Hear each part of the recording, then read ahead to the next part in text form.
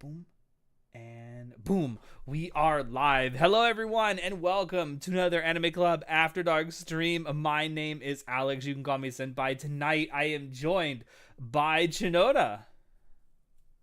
Alex. Hi, it's been a while. It's been, well, you know what? It's been almost exactly 2 months since the last time we did a WTF. April 14th was the last time we did a WTF. In our defense, we got busy. Yeah, we got busy. Life and all kinds of general stuff got in the way. But yeah, we come back to do yet another WTF because we got a few things that have happened that we want to talk about. I'm also going to be playing some American Truck Simulator here in the background. Hello, Orc. I hope you're having a great Friday evening. I hope you're having a great start to your weekend. I hope you have fun sitting in here with us. But yeah, before I get started with anything else, I do want to say, for those of you who are here live, please like this stream if you like it. Subscribe if you want to see more. That really, really helps us out. It helps the stream and all of our content get seen by more and more people. Also, check the link below or check the description below for links to all the stuff that Anime Club After Dark does. We have a link to our Discord server down there where you can always keep up with what we're doing. You can, talk with us while we're off stream. It's always a good time in there. There's always someone talking about some crazy, crazy shit. But also, before we get started, Chinoda, I know you're not big into sports. I'm not, unfortunately. But the World Cup is going on right now, and I could not be happier. And I could not be happier because just a couple hours ago, the U.S. beat Australia 2-0. Let's go. Also, what the Knock, knock, motherfucker. It's the United States of America, and I hear you guys got oil that isn't under my possession. So turn off the stove and return the oil to me before I have to resort to bringing democracy. Alex, Jesus Christ. Listen, as many issues as I might have with the way things are going in this country right now, there is nothing in the world that makes me more patriotic than the World Cup. I don't give a fuck, man. I don't give a fuck.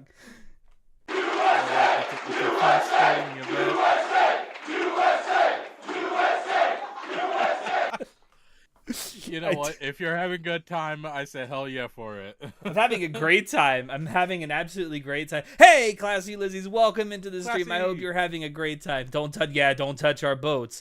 Don't touch our boats. Hey, and you know what? One last thing to cap off what happened today, and this might get our copyright claim, but I don't care. I just got three things to say. God bless our troops. God bless America. And gentlemen, start your engine! I don't care, man. I don't care. It was a great game. It was a great game against Australia. It was a great game against Paraguay last week.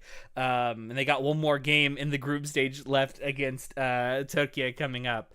Yeah, nothing. So I gotta ask, nothing in the world. What was the expectation of America actually winning against Australia? Like, was that in the cards, or was that a surprise? I mean, I think a lot of people thought this game was going to be played to a draw. The fact that America won and won 2-0 was actually kind of surprising. The most surprising thing that's happened in this World Cup so far was Brazil earning a draw against Morocco. Everyone thought that they were going to absolutely trounce Morocco, and Morocco's like, nah, you ain't going to score nothing. Isn't Brazil one of the, leading countries for soccer? It is the leading football power in the world. Oh, never mind. The leading power. And they drew against Morocco. Yeah. What the hell? I am also having a beer to celebrate right now. Although, to be fair, I've had a few already. Hell yeah. What you drinking? Tonight, I am drinking a very crisp and cool Yinling made right here in my backyard in Tampa, Florida. Nice. Very nice. I very quickly just threw together. Look at all this USA in the chat. Look at this USA in the chat. You love I'm going to do it one more time. Hold on. Oh, God. Here we go.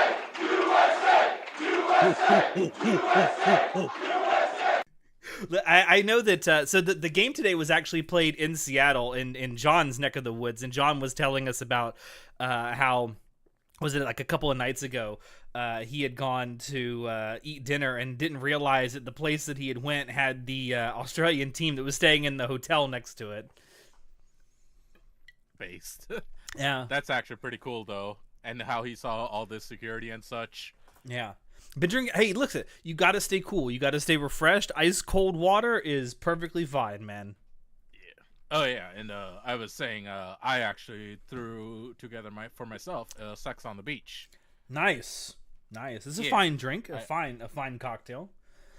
I I'm also have, orange cream soda right next to it, so I am good nice. to go on hydraulics. Nice. Yeah, I love the World Cup. I really enjoy soccer. It's probably my second favorite sport to watch. Maybe third favorite. I don't know. It's close. It's in my top 3 for sure. But every 4 years when the World Cup goes on, you will never see me be more patriotic. No, fuck yeah, it's a every 4-year event, like the Olympics. Yeah, that's lovely. Yeah, no, it is. It legitimately is. Yeah. Yeah, I definitely wanted to get to that before we got to anything else today. So go Team USA. For those, you can probably see it if you're watching live right here. When the game starts at 8:30, I do have the score for the Brazil-Haiti game. It'll be here in the bottom right corner. So for anyone who actually wants to keep up with that while they're watching, you can. Do remind me if it gets in about 15 minutes or so is when the scoreboard should actually click on. If it doesn't, and I'm not paying attention, let me know. I can reload or refresh it, and it should work. Gotcha, buddy. But yeah, let me get started here. Oh, you know what else I can do? I haven't actually turned it on yet, and I really should because I set this up earlier. Here you go. We have a BGM. Do let me know if that's too loud, too. You guys get to hear some Skyrim music while we talk. Isn't this great?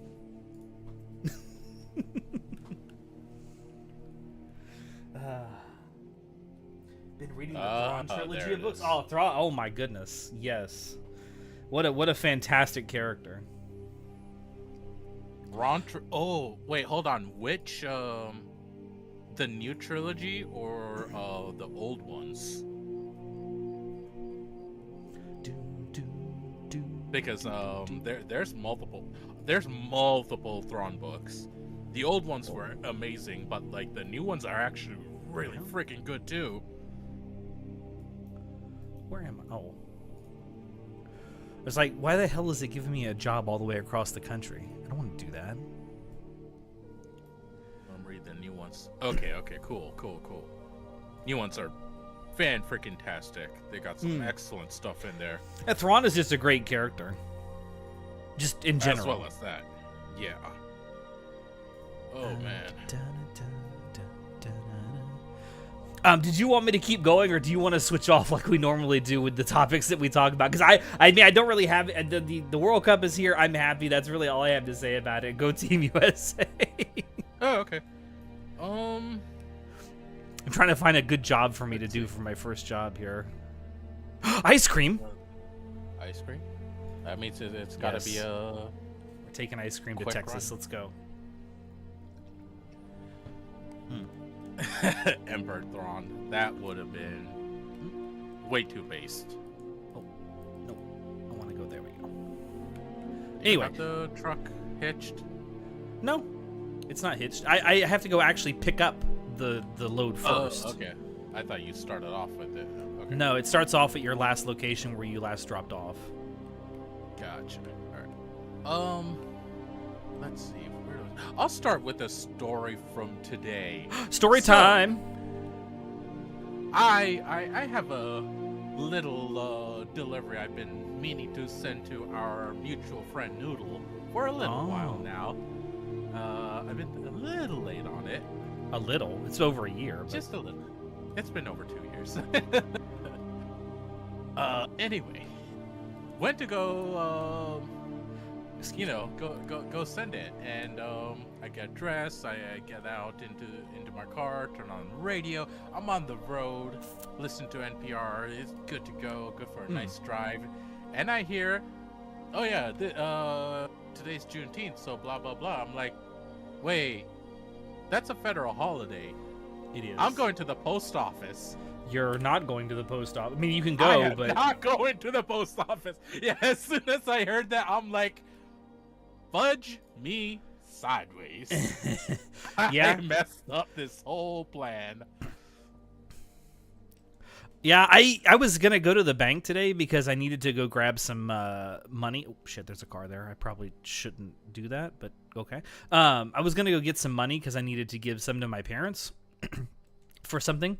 But then I woke up and I'm like, wait a minute, it's June 19th. I can't.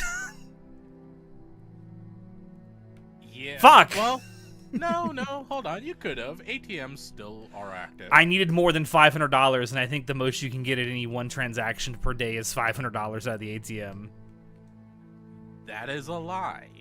I know that because I've withdrawn. I think it might depend on the bank, though. I think it's more dependent on the bank than anything else. The bank that I go to will not let you get more than $500 out of the ATM per 24-hour period. Oh, that's a pain. But yeah, I had that same realization when I woke up. It's like, I got to go to the bank today to pick up something, to pick up some money. And I'm like, fuck, I can't. Shit. Damn federal holidays. Yeah. But hey, I get paid for it, so. True. I mean, you get paid for it. I don't. Right. All right. Well, I'm just gonna go then. If you Did guys. I master Cook Rook? Did you what? Oh, Did I you... know Cook Rook. Sorry, what? Oh, I thought you were referencing something completely different. No, I was reading Orc's comment about his favorite Jedi Master. Gotcha.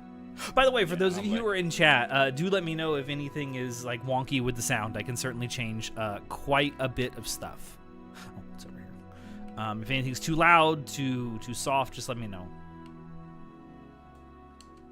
I see you representing our boy Denji. Yes, I do have a chainsaw up there. You are correct. It's the closest thing I could do to a chainsaw man. I don't want to select the trailer. I want to take the job. Like any kind of anime stuff. There's also burgers here for Ida. I got a look at that beautiful American flag. Oh, we'd love to see that. So cheesy. I love it. Yes. Oh shit. But yeah, no. So that happened. I turned around and just was like, "All right, I guess gonna get some food." And I decided to call Noodle and tell her how much of an idiot I was. She thoroughly enjoyed that story. I have no doubt. This is what I want. For some reason, they put my trailer all the way back here. This is going to be really fun to get out of here.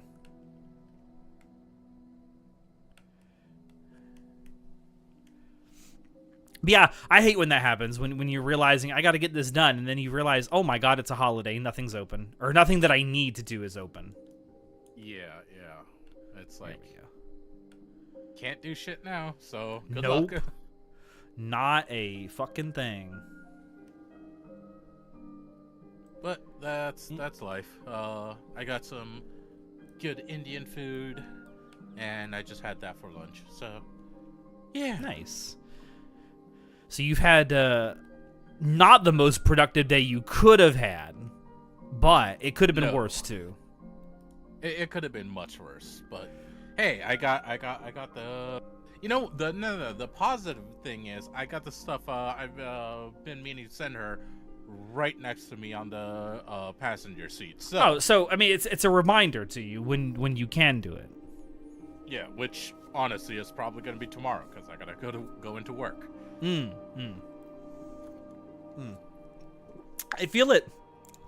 feel obliged to say, since I am drinking beer while doing this and I am driving, don't drink and drive in real life. Just do it in a video game. Oh, yeah. Video games, fantastic time. Simulators, great time.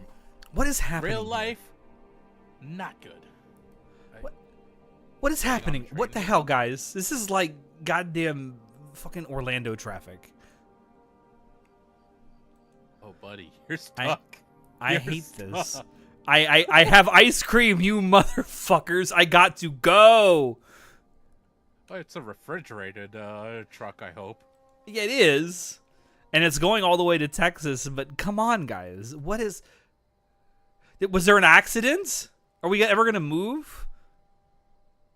You know what? Oh, there Fuck they it. go. Fuck it.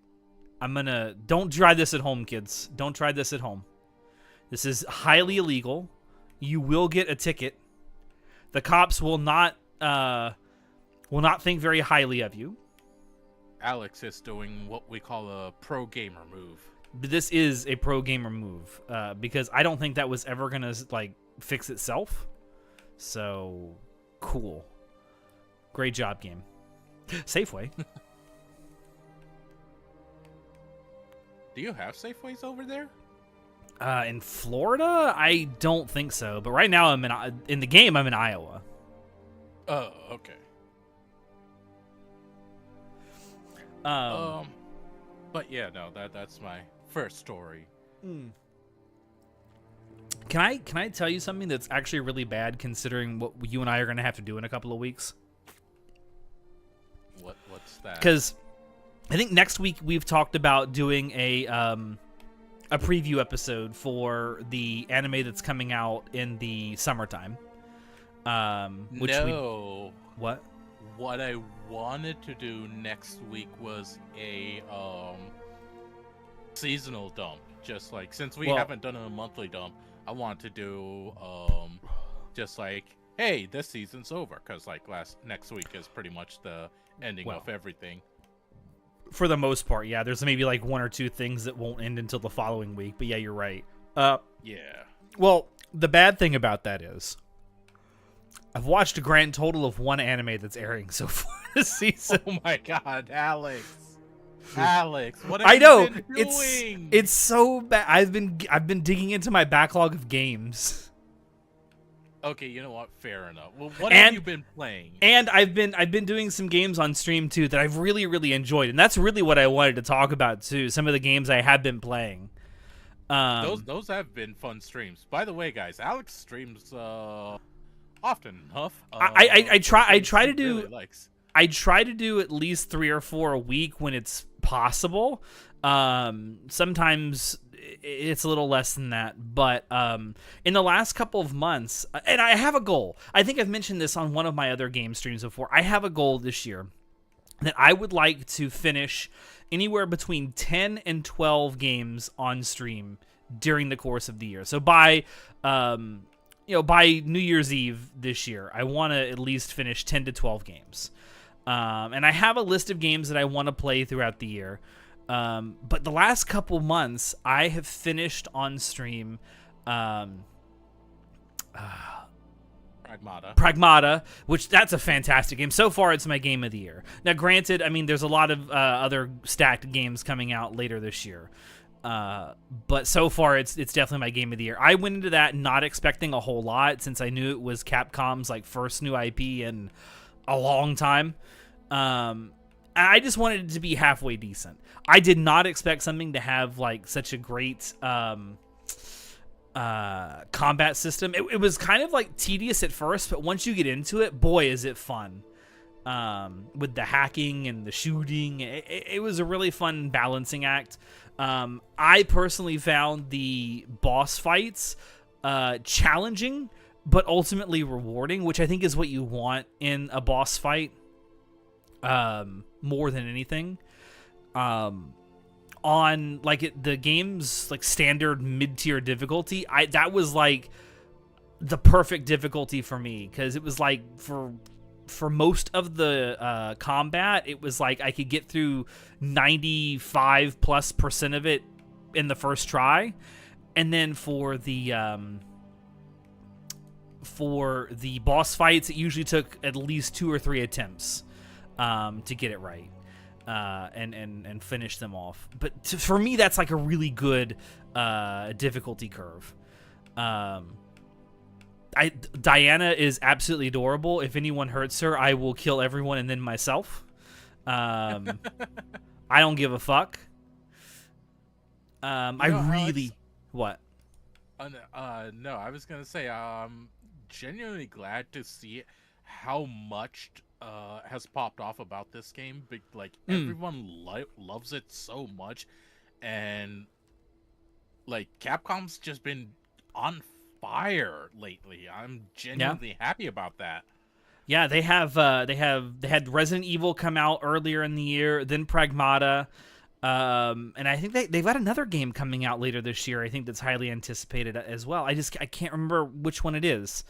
I know one of the things that is coming is the big DLC expansion for Monster Hunter, which is called Monster Hunter Ascension. Yeah, they showed off Wilds Ascension. They showed that off at Summer Games Fest, which doesn't mean anything to me, but I'm glad people who like it will have it.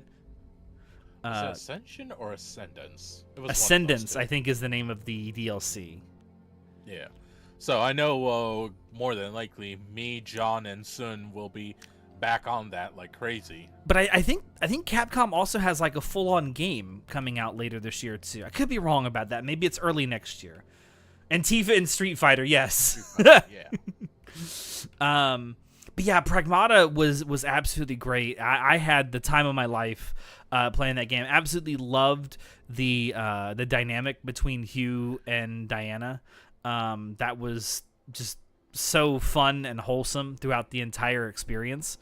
I love the environment design in that game. John and I were talking about that, just how just phenomenal the environment art is in that game. The music was really good. The story it's a good story. I feel like it's not super innovative in the story department. Like I didn't mean to do that.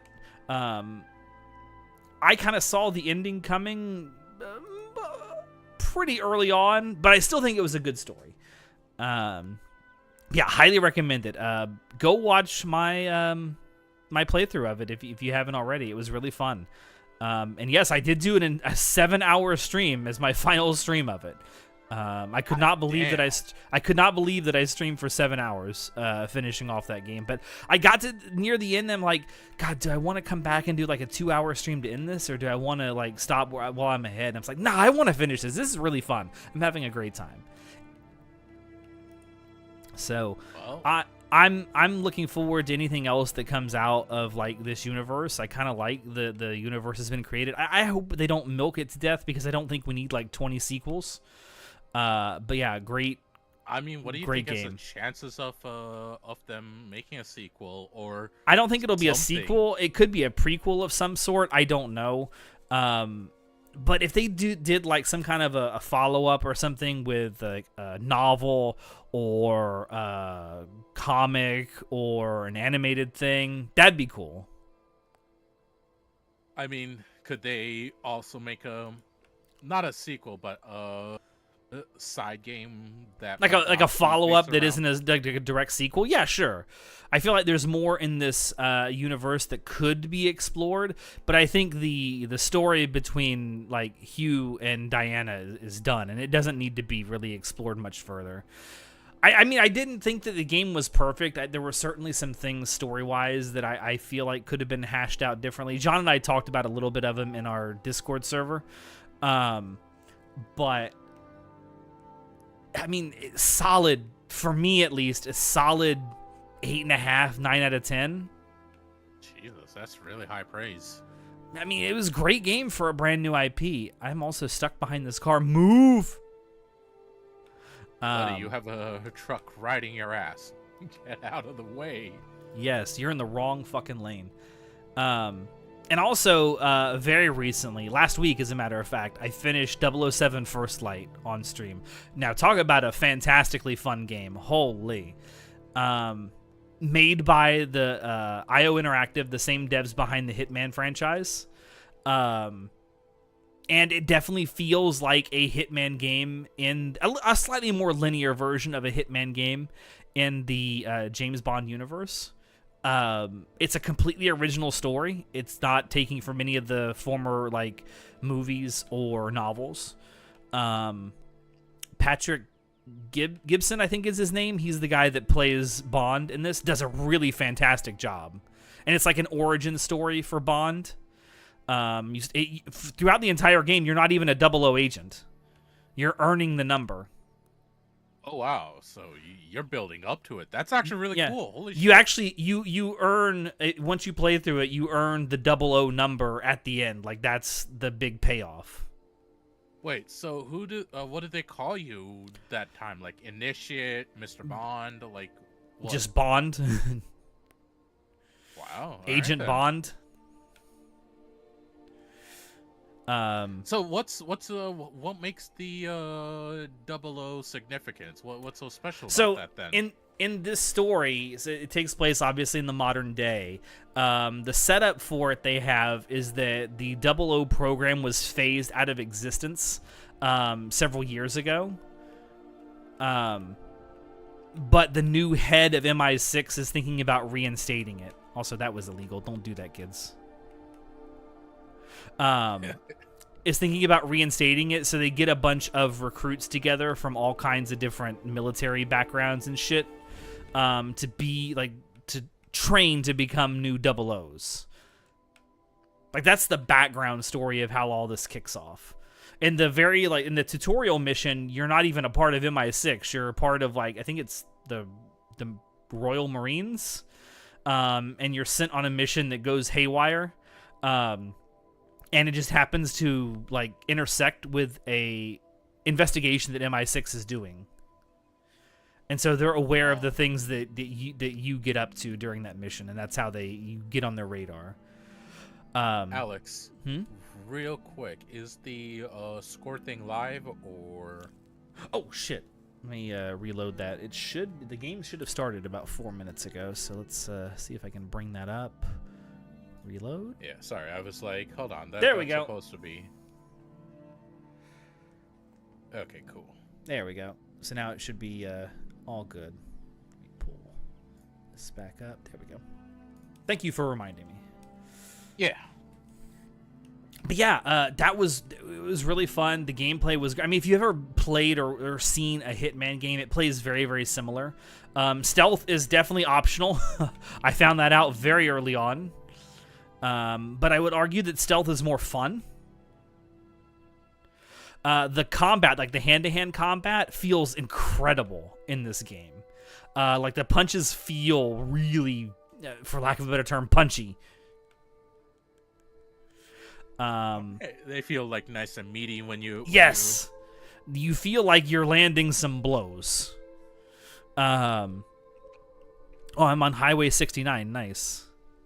I'm also getting tired. I need to go up here and sleep. Also, something I didn't know going in, but I found out very quickly, is there are some cameo appearances in this game from internet personalities. Wait, what?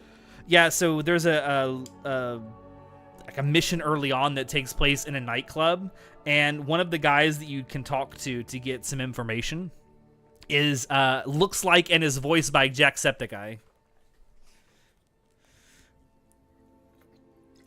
Oh, right, that guy. Okay, that's actually pretty cool. And then another one that I came up on during my playthrough. Do you know who Cabby Lame is? No, I have no idea. So he's a guy on TikTok, right? Or I think that's where he started, where he doesn't really say anything in his videos that he makes. All he does, he shows off people doing life hacks and stuff, and then just shows something that's very, very simple that accomplishes the same thing, and just puts his arms out like that, showing Oh, right, the black guy that does that. Yeah. He also appears in it where, as Bond, you can ask him, do you know where registration is? And he's standing right in front of a sign that says registration this way, and he does the thing. Oh, that's fantastic. Bond had a blonde moment. Oh, that's great.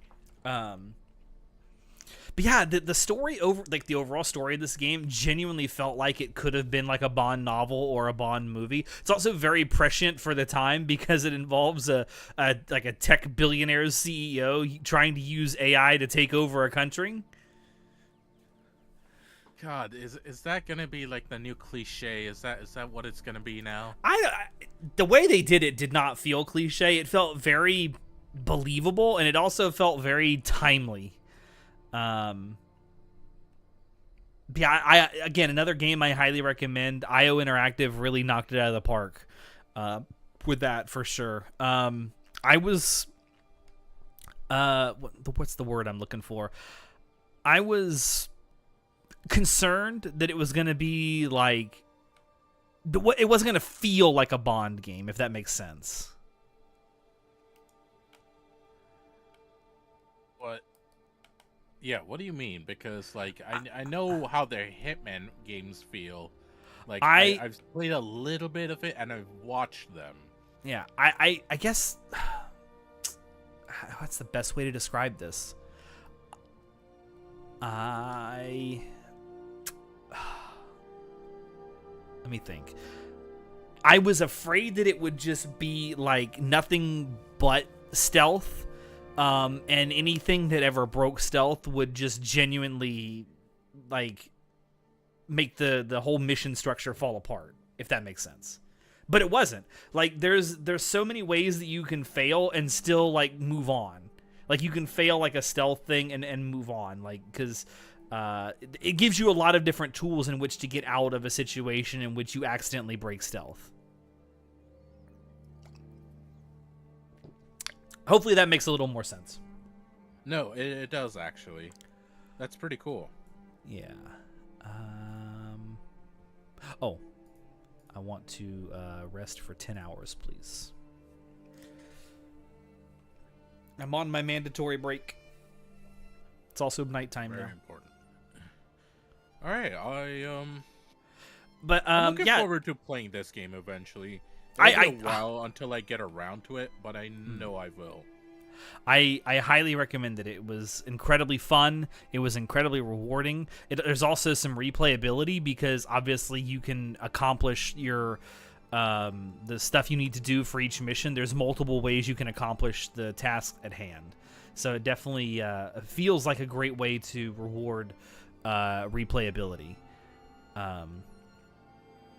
Yeah, again, highly recommend it. I think I would give that one maybe an 8 out of 10.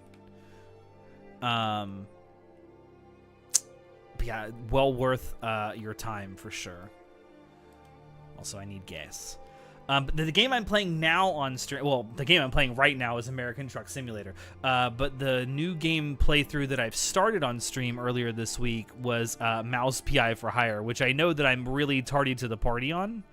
But so far in the one stream that I've done of it, which is about a 4-hour-long stream, very fun game. I like the gunplay in that game is really fun. I love the cartoony physics of everything, the cartoony art style. It's great. Love all the little Easter eggs that they have in it. It's pretty good. Yeah, it's definitely like the art style and the way the game plays definitely harkens back to like the old 1930s cartoons and shit. So I love all those little references. Also, apparently during the stream, Shinoda found someone to fall in love with, so that's great. Oh god, that one mouse, yeah. She was cute. She was very cute. You were going to go look for R34, weren't you? Don't lie. Don't lie. No comment. Don't lie. Don't lie to me. Actually, the 5th. But I'm really looking forward to playing through that. I mentioned it on the stream that I did because someone had asked. For the rest of this month, I'm going to be playing that and hopefully finishing it this month.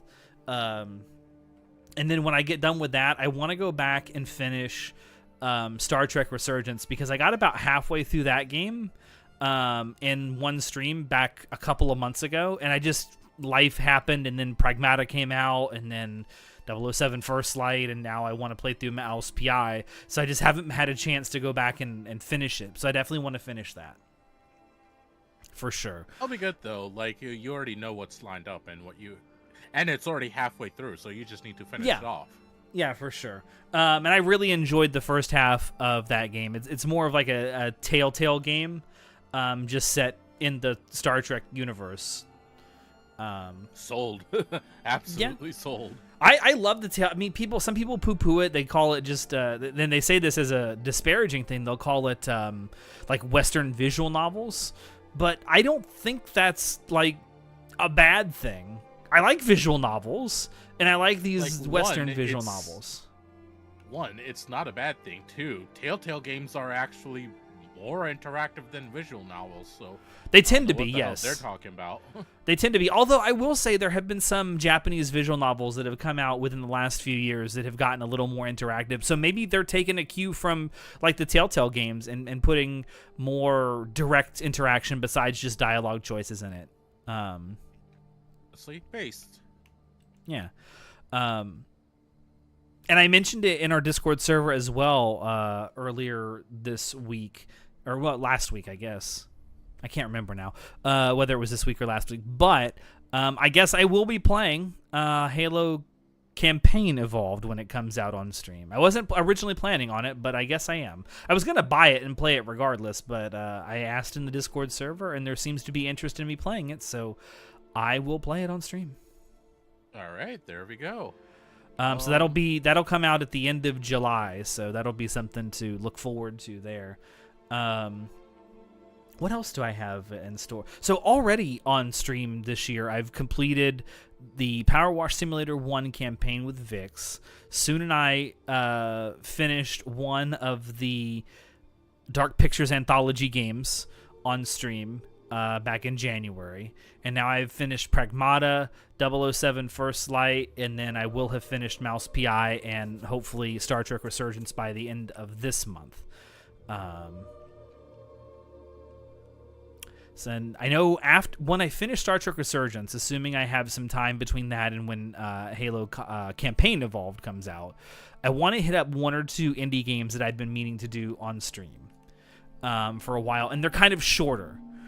So I might be able to do them all in a single stream for each of them. Which games, if you're ready to reveal it? Yeah, I don't mind. So the two in particular that I've been wanting to do for a while, one of them is called Spirit of the North. It's an indie game that came out, I want to say in 2021 or 2022. I can't remember. A while ago. And then the other one is a indie game called Endling, Extinction is Forever. That's only slightly morbid. Jesus. Both of the games revolve around you playing as a fox. Oh my god, more Fox and Girl in Force games. I'm so serious. There's like a fetish for indie devs making those types of games. And I'm not hating on indie devs on it necessarily, but I'm just like, if it sells, you can have more than just these types. If it sells, do it. I'm just saying. I mean, yeah. Listen, I'm just gonna tell you right now. Fox lovers stay winning. I just throwing it out there. We stay winning. We're gonna stay winning until there's market saturation and no one buys these games. But yeah, those are two that I definitely want to play. I'll play Halo Campaign Evolved when it comes out on stream. I don't know when I'm going to be playing the other stuff that I have written down that I want to play, but I do know that for the month of October, I want to get through both The Quarry and Until Dawn. Because I've really enjoyed playing through some of the other Supermassive stuff they've done. And I feel like those would be good for a spooky month. Spooky month games. Spoopy oopy. Spoopy oopy.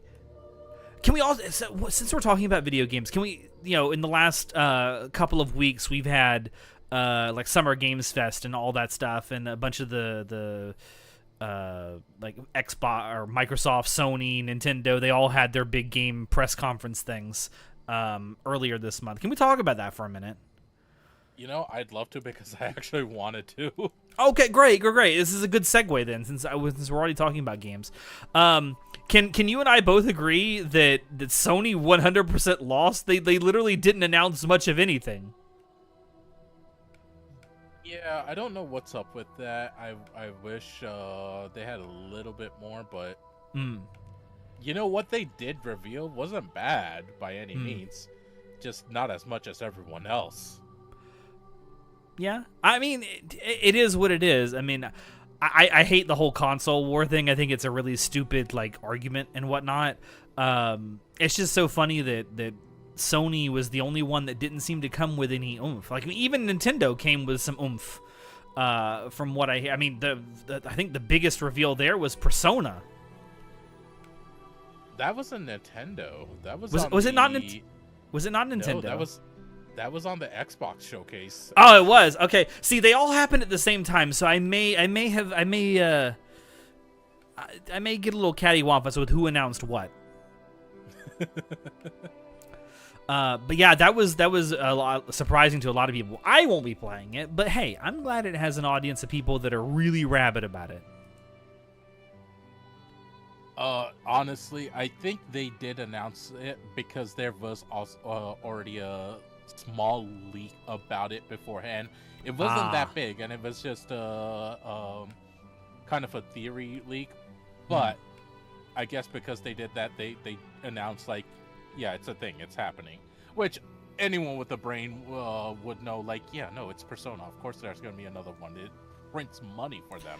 Yeah, it was the question was not if it was coming. The question was when. Yeah. Genuinely. And now we know it will be coming. Was it as wild for you as it was for me seeing the footage that they showed off of Halo I keep calling it Combat Evolved because that was the name of the original game.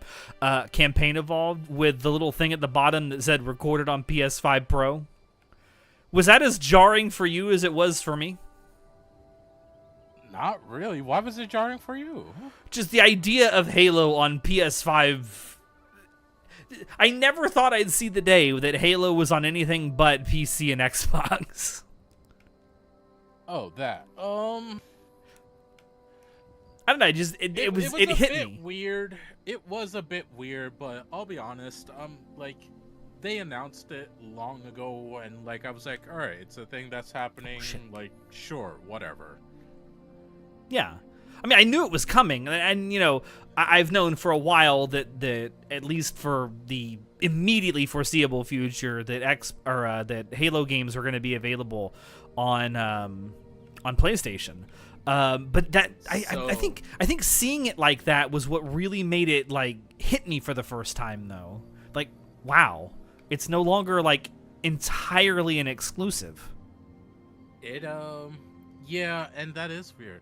But at the same time, it might also be the only one that is non-exclusive. Yeah, I'm gonna tell you something. Asher like Sharma has been making a lot of moves. I gotta tell you, like, it seems to be a rebuke of a lot of stuff, or at least the direction that Xbox had been saying that they were gonna be going in, and under Phil Spencer's direction, yeah. Yeah, I feel for a sec I thought it was a Shin Megami Tensei game because of the gravestones. I think that's what a lot of people were thinking too.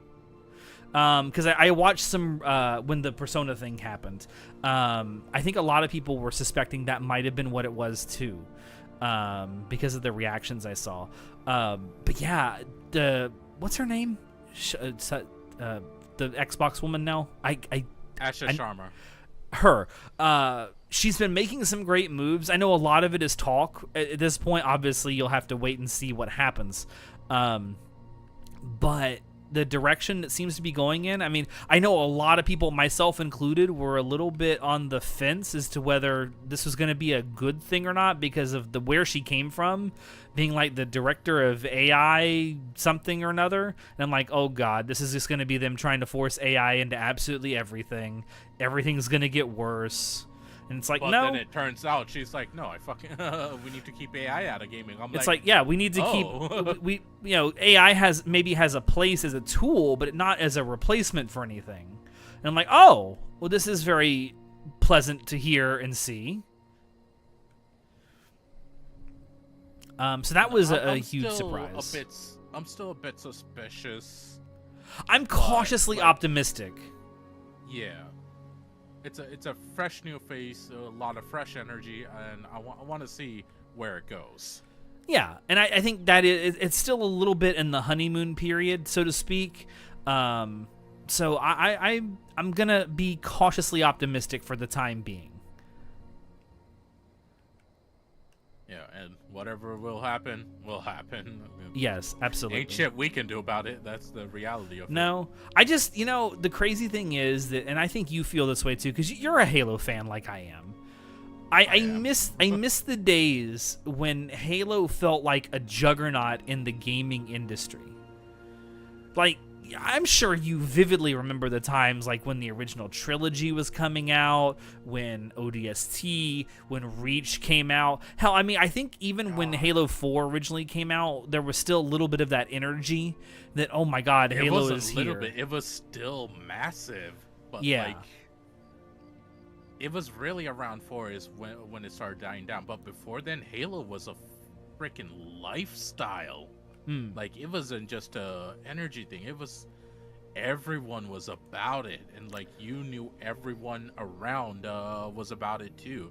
It was a different generation, honestly. But that's yeah, also no, a good point that Orc brings up. She also dropped Game Pass from $30 to $23.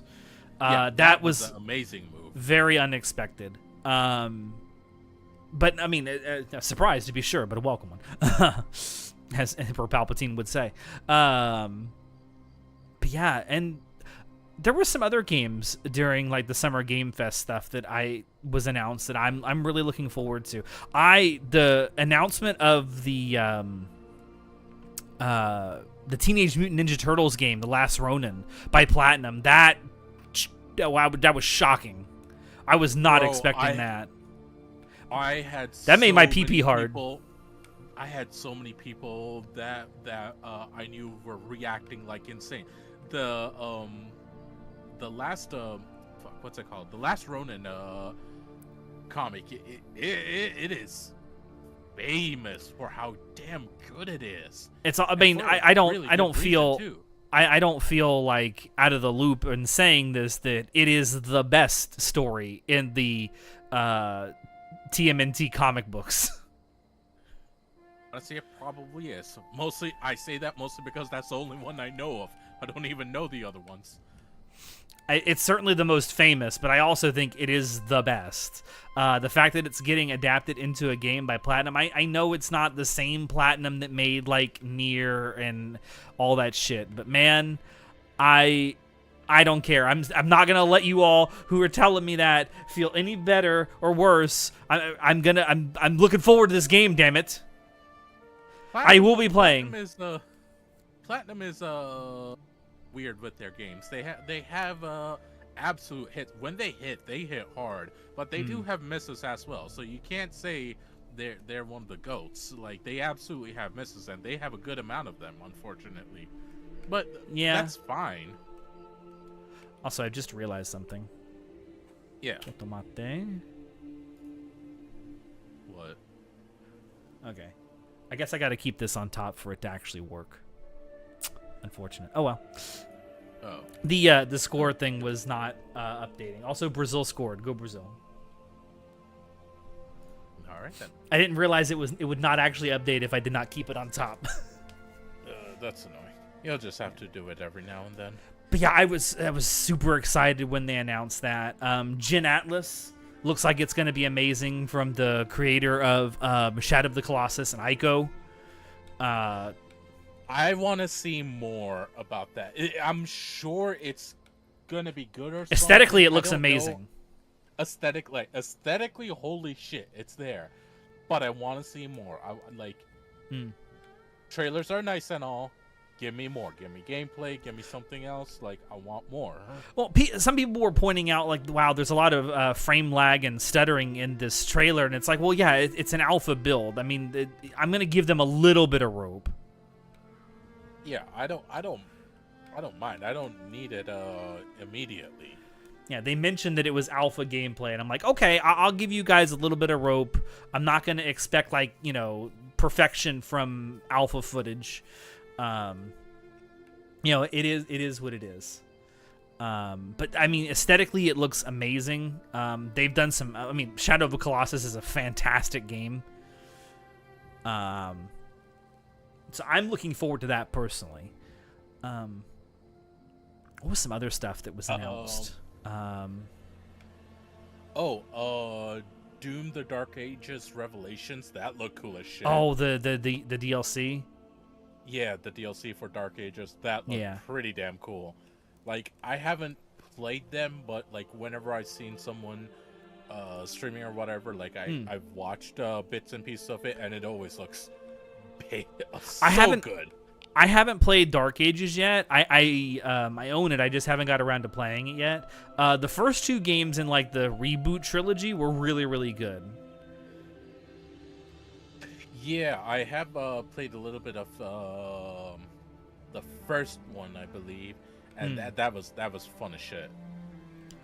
So, okay, you brought that up. I was going to talk about that too. Thank you for bringing it up. So, Amsterdam 1666. That trailer did look really good. And it's you know, I had some high hopes for it. But then they announced in it that the demo was available, that could be played now. The one John. Yeah, so yeah. after the show there, Summer Games Fest, John in our Discord server played it, and he streamed it so we could watch. And watching me and him, Alex actually joined in on that. Yeah, I mean, you know, aesthetically it looks fine. Like the art style looks fine and shit, but like the gameplay in the demo looks boring as hell. It was rough. Like now, granted, I John play it. It was rough. The demo seems like it's just the tutorial at the beginning of the game, which is fine. That's a fine thing to use as your demo. But for something that you're using to sell your product, the gameplay just seemed boring as hell. And, you know, maybe there's more to it, but, like, I'm just like, maybe that shouldn't have been what you start out on, your prologue. Maybe. And I guess it's come out since. I don't know if there's been any kind of update on this, but someone pointed out that there is AI-generated assets in the demo. Oh no, what? Yeah, and so of course the developers come out and say, "Oh, those are just placeholders. They're going to be replaced in the full game." And I'm like, "Okay, how many times are we going to hear this story? And you know, are we ever going to? Is it ever going to be real?" Because I started talking about this on a stream I did with Vix not too long ago, and you know, she didn't want to really get into it too much because it's a depressing sign of the times that we live in, unfortunately, that we have to ask these kinds of questions. But, you know, there's been a few games that have come out over the last couple of years, I'll say, where either they're in production or they recently released and someone's like, this is a AI-generated asset, and the excuse is always the same. Oh, that was a placeholder that made it in. That was an accident. And I'm like, how many times are we going to let this same excuse be used before we start to actually question it? Like, if it had only happened once or twice, I'm like, okay, I'll buy it. But the fact that so many studios, when they get called out on this, are like, oh, it's a placeholder asset, that's going to be changed, or, oh, we forgot to delete that from the game files, it was just a placeholder asset that didn't get deleted. It's like, I don't know if I'm willing to believe this as much anymore. I get that I agree. Like, when it initially happened, I was like, okay, that's perfectly excusable. Like, I get it. That's fine. But, like, as it's happened more and more, I'm just like, guys, do you not have, like, a filter that says, okay, these are the AI assets. They need to be out of the game.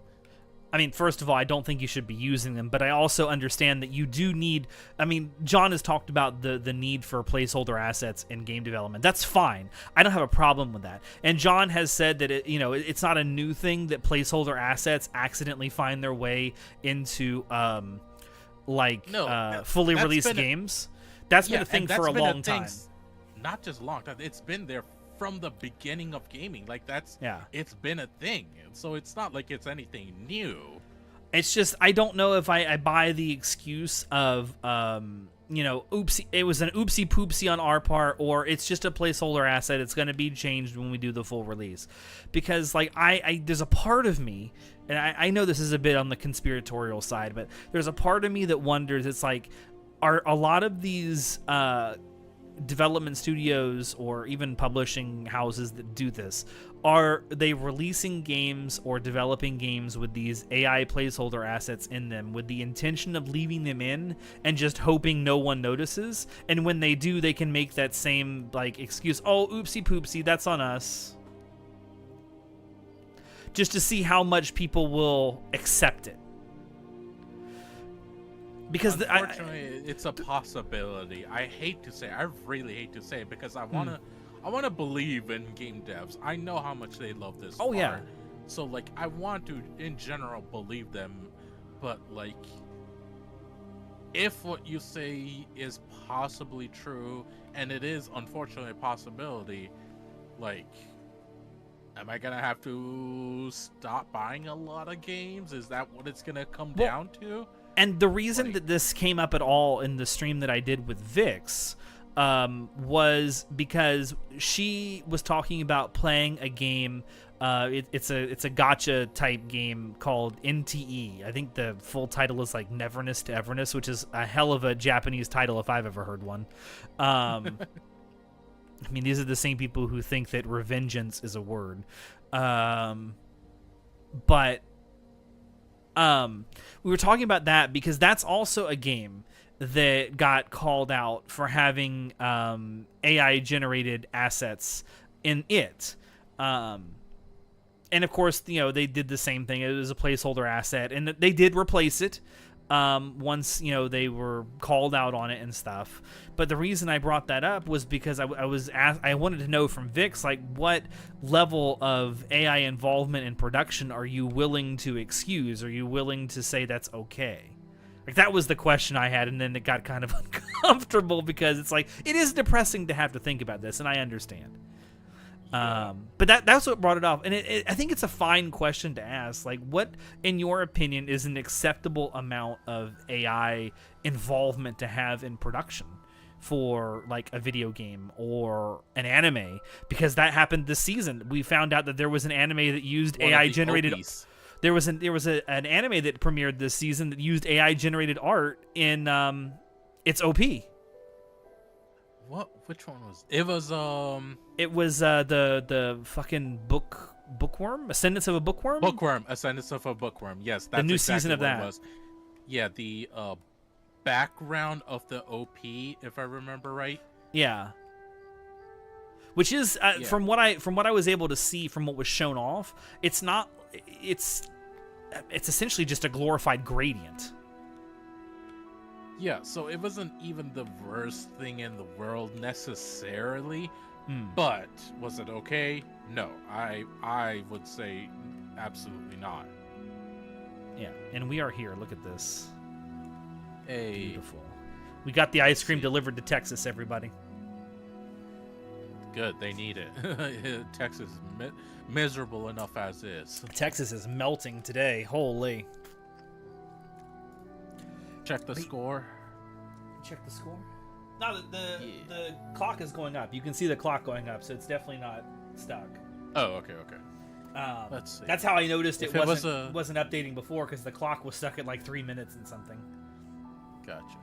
If it was a smaller thing like decorations, it's fine. But with sites like Steam saying if your game has AI, you need to say it. These companies doesn't want to say it, or it will lose money. I was thinking about that the other day. I think it's a good thing that Steam has that thing with their games that says that if AI was used in production. I don't know if there. I have to assume that there is, like, on the back end, where Steam, if a developer or a publisher were to lie to Steam about how AI is used in their game, I wonder if that gives Steam to license to delist the game and not allow it on their platform. I would assume so.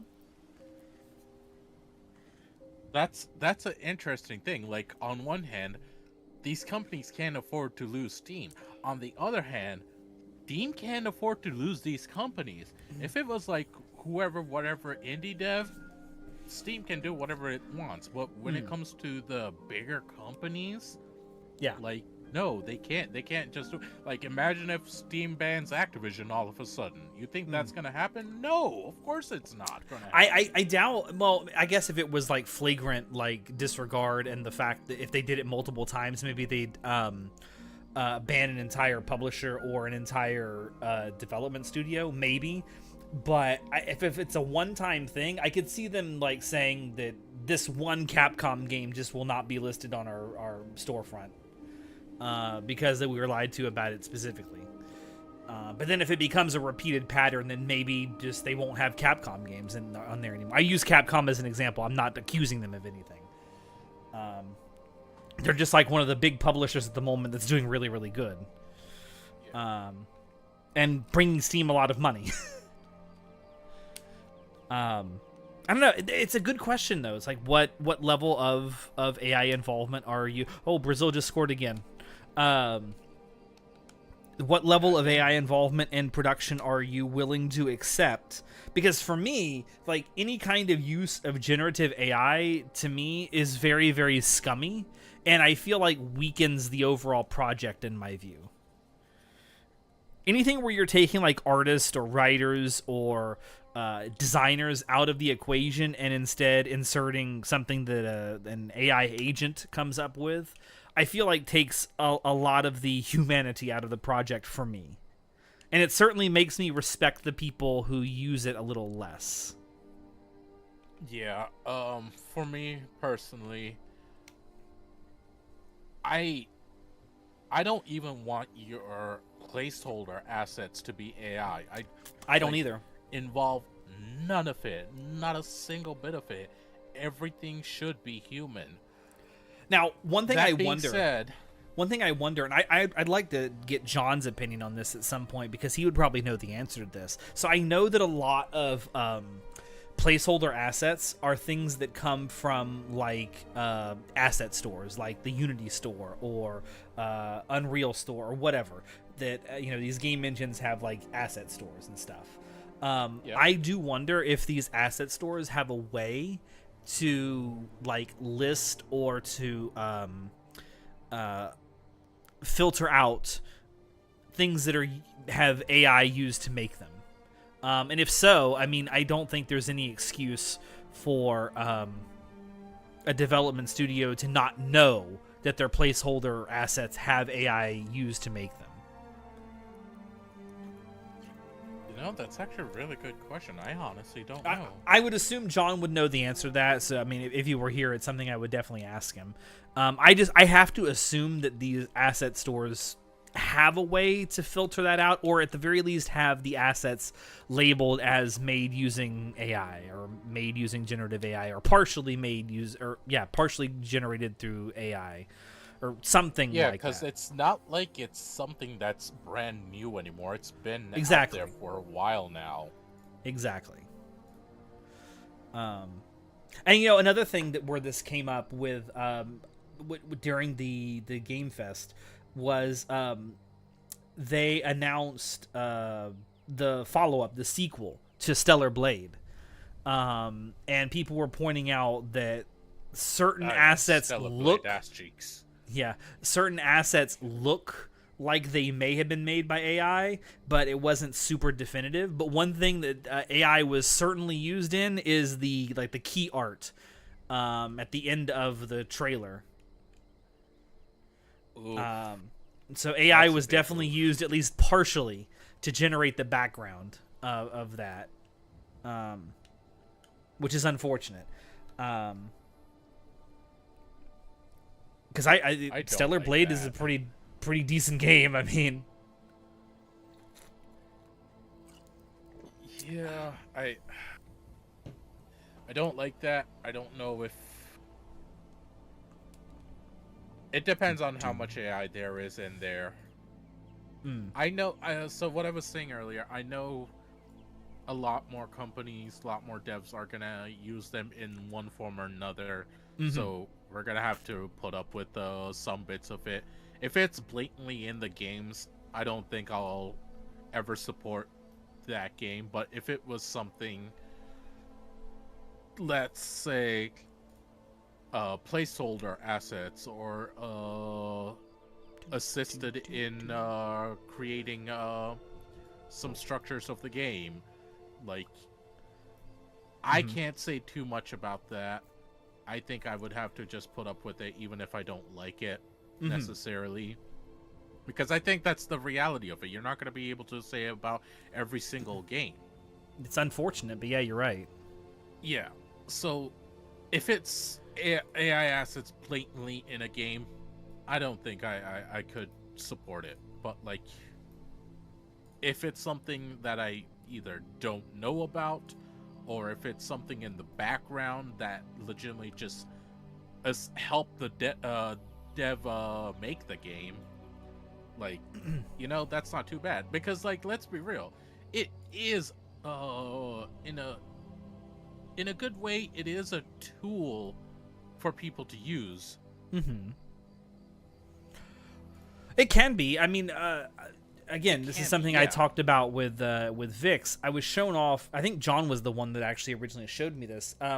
One of the guys over at Corridor Digital, which is a production studio or a production group on YouTube, they've been around for a while. One of the guys there had developed an AI powered tool for chroma keying stuff. So for those who don't know, like when you chroma key stuff out, so like if I were to stand in front of like a all green background in video editing software, you could make it so that all of that green behind me gets filtered out, and then you can put whatever you want in the background of me. So that's what chroma keying is. One of the problems with that is that there are a lot, in fact, almost every commercially available software that can do that, a video editing software, has a problem. So if you were to try to chroma key out something through glass or through like a clear liquid, it by and large doesn't work in an automatic way the same way that it does for just the regular background by itself. And it's because of the way that the light diffuses through it and changes colors and all that shit. And the same thing for glasses. If you've ever seen something that's been chroma keyed out where someone's wearing glasses, if they turn at a certain angle between the camera and the background that's being chroma keyed out, you'll actually see that background through the lens of their cameras if the angle is correct. Oh yeah, I've seen that before. Yeah, I know what you're talking about. And it's the same thing for like if someone were to hold up like a glass of water. So this person at Corridor Digital came up with an AI tool that allows video editors to actually chroma key stuff out correctly through glass, liquid, and glasses. And it does it by using... It is kind of essentially generative AI, but it doesn't steal to do it. What it does is it takes the thing that you give it, what's the word I'm looking for? The clip. Like you'll give it like a 10 to 15 second clip of the thing you're trying to chroma key out, and then it will generate like 8 to 10 different versions of it, and you tell it which one is the best, and then it'll keep doing that 5, 6, 7, 8, 9, 10 times, and then it learns what is the best and how to actually chroma key it out. So then on the 11th time that it does it, now you've got something that works perfectly. Because the only other way to make that happen without AI is to take every single frame of that video and go in and chroma key out pixel by pixel, 30 times a second. And it would take days. It would take days to do that for something that is as short as 30 seconds. So obviously it's not practical. Is it possible? To do that. Yes. Is it practical? Is it technically possible? Yes. Is it feasible? No. Not in a commercial sense. So this is a good example of an AI-powered and generated tool that supplements the work that human creators do instead of replacing the work that human creators do. So this is an example of like an ethical use of generative AI in what is essentially the creation of art. I would argue that video editing is a form of art. Yeah, no, it is. It is. And it's time for my second beer. Very nice. Even that getting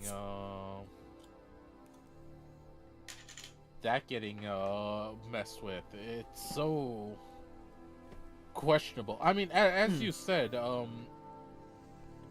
what was described, it's actually genuinely useful because it's something that would take literal days of work and condensing it into less than an hour of work.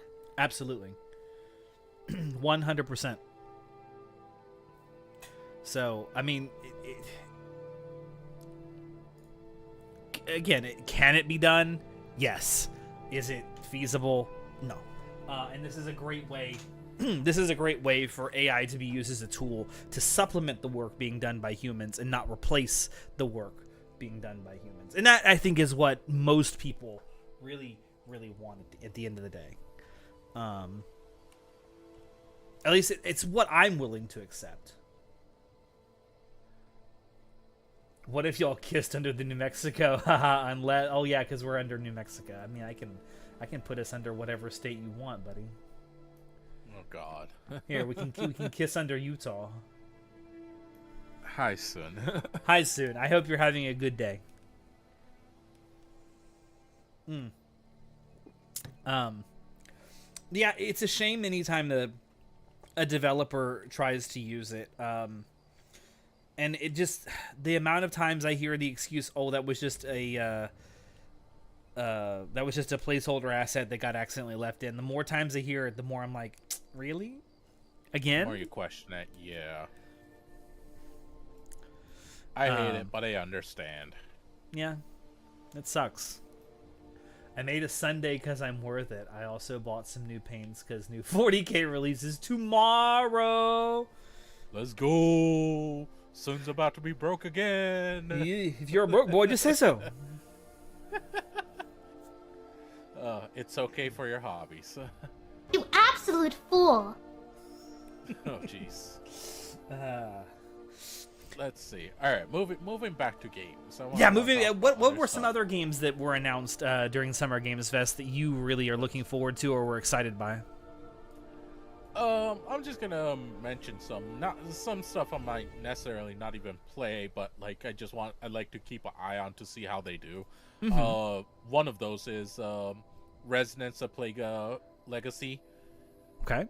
Now I haven't played any of the Resonance games, that whole series, but I like what they do. It's an interesting series for me, and I'm keeping up with it. I've just liked seeing how they've been doing, and like it looks like they're good games.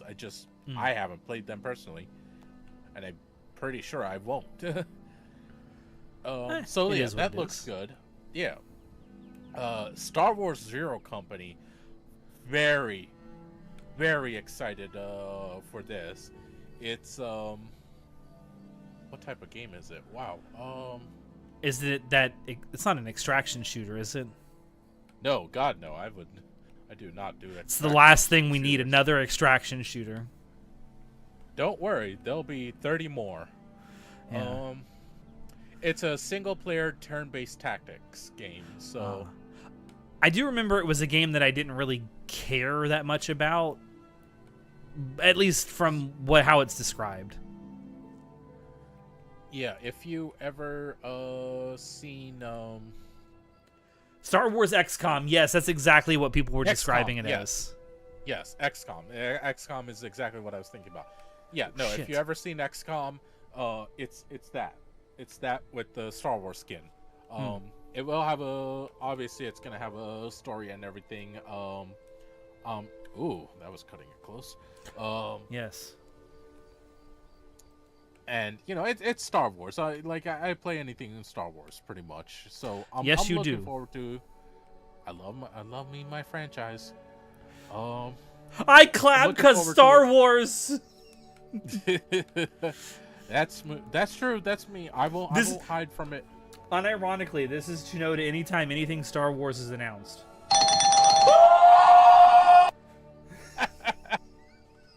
Where's the lie? There is no lie. There never was a lie. Dune Awakening, that looks pretty damn good. I'm not super looking forward to it because there's a base building aspect to it. I'm just like, I don't care for that whatsoever. I do not like base building stuff. Like, that's not me. That's not what I'm about. I don't like... I want to play the game. I don't want to build a freaking home base. Like, I don't mind upgrading stuff. Like, if I had a home base and, like, all I had to do was, like, upgrade it and whatever, sure, that's cool. But, like, I have to build it all out. I have to decorate it. I have to, like, do whatever, like, every single little thing. I'm like, yo, I want to play the game, not do a base building simulator. Like, that's me personally. That's very much a me thing. I know that. But, yeah, I'm not looking forward to that aspect of it. But otherwise, like, Dune game, that's cool as shit. Dune stocks are up. Thank you, Denis Villeneuve. I bet no to like the new trilogy. I do have opinions. Let's not call me a bland follower. Hey, let it not be said that Natai said The Last Jedi was okay. I will never let him live that down. Some of the things aren't necessarily bad, but overall, let's not go there. Anyway. I will give The Last Jedi credit for one thing. It's not as bad as The Rise of Skywalker. That is the one piece of praise I will give it. That is unfortunately true. Or fortunately? For it, it's fortunate, I suppose. Yeah, for it, it's fortunate. Yeah, you're right. They also showed off some new stuff for Star Wars Galactic Racer. That looked fun. I mean, listen, racing game stocks are through the roof right now. Okay. Yeah, and this isn't just a pod racing game. This is legitimately a racing game. Like, it's not just pod racing. There is pod racing in it, though. There is pod racing in it, but it's not just pod races. I actually frequently have to correct people. I'm like, no, this isn't a pod racer. This is racing. Like, there's more than just pod racers in this. Yeah. But pod racing is its own genre. Racing game stocks are through the roof. We had that new you got swoop bike races. Yeah. Yeah. Listen, as someone who's played through both of the Knights of the Old Republic games, you get real tired of the swoop bike races real quick. Yeah, you got swoop bikes, you got land speeders. They haven't shown it. There's a possibility they'll have spaceships in there as well. So who knows? I like how in interviews for The Last Jedi, Mark Hamill basically went, well, you know, they had a movie they wanted to make, and they definitely made it. My favorite quote from Mark Hamill when he was asked, I forget the exact phrasing of the question, but he was asked, so it was during the premiere of The Last Jedi, and he says, so what do you got to say about this film as compared to all the other Star Wars movies you've been in? And he's like, the long pause, and he just goes, it's the longest one. Oh, man. You know he has to be diplomatic about it, but, man, everything he doesn't say really the thing I love about, like, Hollywood interviews and shit like that is when it's very obvious when any kind of contract is up and they can say whatever they want. Because, boy, do some actors really just dig into these bad movies once the statute of limitations is passed. Yep, once they can talk about it, they're like, all right, I got some words to say. And I love it. That gives me life when I hear it. It's like John Boyega has nothing nice to say about those movies anymore. Oh my God. I love Boyega's takes because I'm like, yeah, you were done wrong, and I feel so bad for you. Unironically, this is not me being sexist. I absolutely promise. This time, at least. No. Alex! Unironically, Finn should have been the main character of the trilogy. Like, his character was far His story more... was so much more interesting. Oh Yeah. my god. And I hate to say this, like, I don't think Daisy Ridley is a bad actor. I do think she was not a good actor for that role. I think she was okay. I haven't seen anything else she's been in that I can remember. Do you know what she did before? What? She was a cadaver. She played dead bodies on police procedurals. Jesus. Yeah, no, I want to see if her other acting, to see if she can do better and all that, but like, I don't think she's necessarily a bad actor. I enjoyed some of the stuff she did with her role. Not everything was great, but not everything was bad either. Yeah, I feel like wrong Finn. Soon, not that Finn. I just felt like Finn's character was so much better, like, established in the first movie and far more interesting. And that's the baseline of it. He was a nobody as well, but man, his backstory so much more interesting. It would have been. Scavenger. I mean, you could have still had a lot of the same story beats. I mean, obviously, I would have done some stuff very, very differently, starting with The Last Jedi. Because, like, The Force Awakens is not a bad movie. It's all right. It definitely it tries to redo some stuff in A New Hope a little too much, but it's not a bad movie overall. I feel like it would have been interesting to tell the entire story of that sequel trilogy through just some guy, and that's kind of what Finn was. He was just some guy. Because that's also what made it really cool. If you go into some of, like, the Star Wars expanded universe stuff, and especially with this is touched on a lot in Knights of the Republic 2, a vast majority of the Star Wars, like, galaxy at large cannot tell the difference between the Jedi and the Sith. They just see them as, like, two sides of the exact same coin. And to some degree, they actually are. Yeah, ironically enough. And it would be really interesting to see, like, a Star Wars story just through the eyes of some guy or some girl. Not a Jedi, not someone who has power or influence, but just some guy. And you know, I have... What do I know? I have a game that came out a little while ago. You gonna share with the class?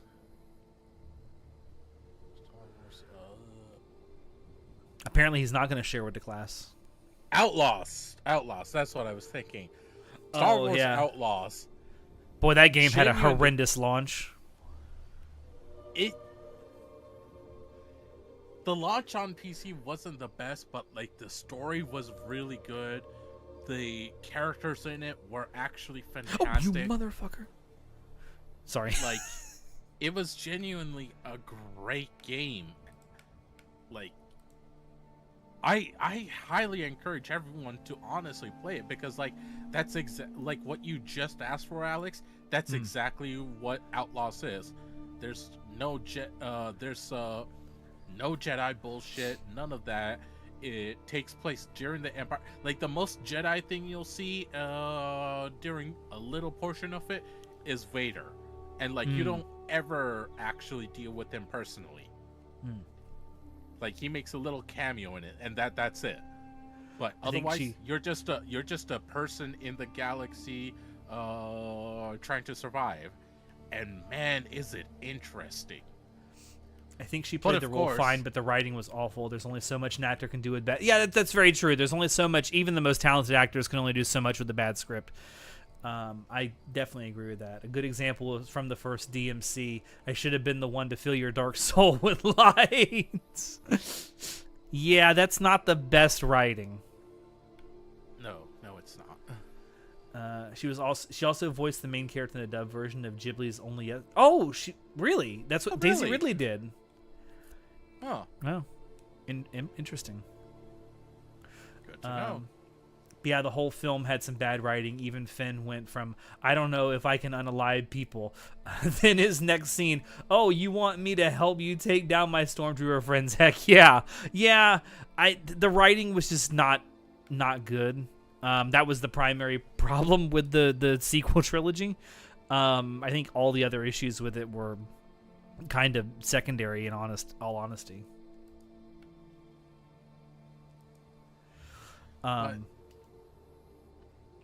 But yeah, sorry, we got off on a huge tangent, and all this started because I said that Natai likes The Last Jedi.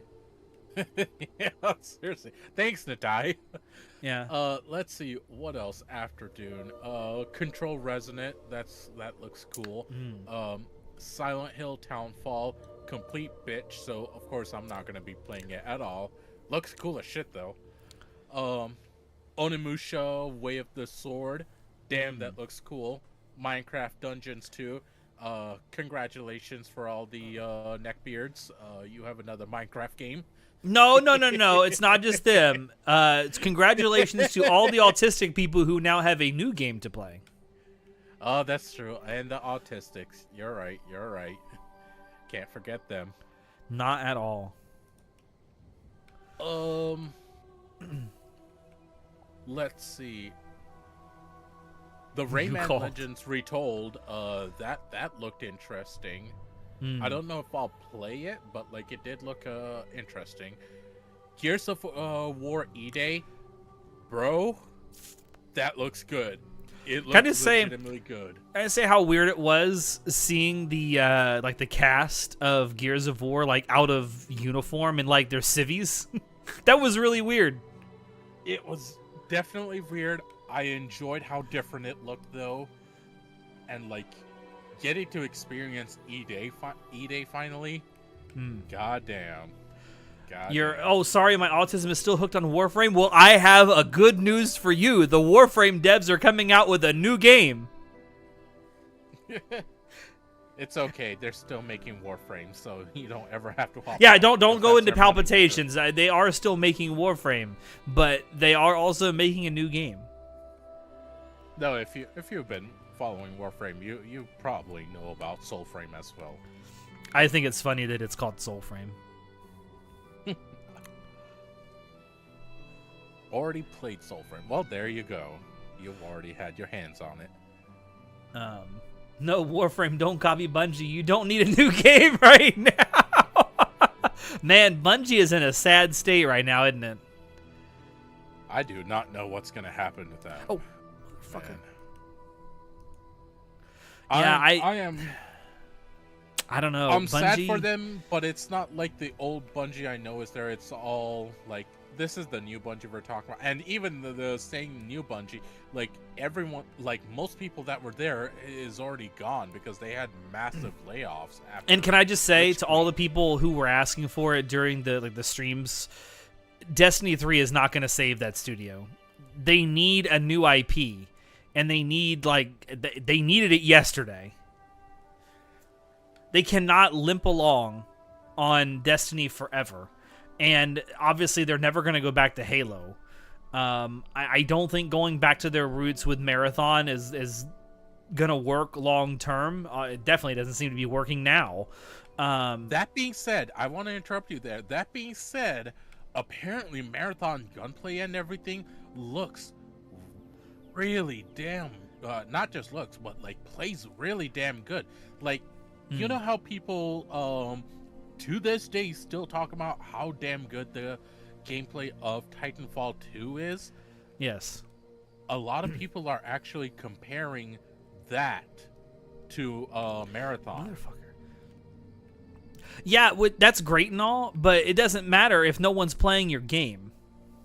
I mean, it has a player base. Like, it's not super massive or anything. Not like Destiny had. No, not like Destiny had. But I think to say it like, oh, it's a dead game, like, no, that's completely disingenuous. I know dead game is a little too strong, but definitely underperforming. I don't think it's performing anywhere near what they thought it would. Yeah, which is a shame, because if the gameplay is genuinely that good, like, that's a promising sign. And like, if nothing else, like, Bungie still has their gameplay on hand. That is like what they're best at. Yeah. I mean, I think that Bungie can make a good game. I just don't think a good game is going to come from something like Destiny 3. People asking for Destiny 3 clearly weren't around for the jump from 1 to 2 because people were pissed when they lost their progress. I can understand.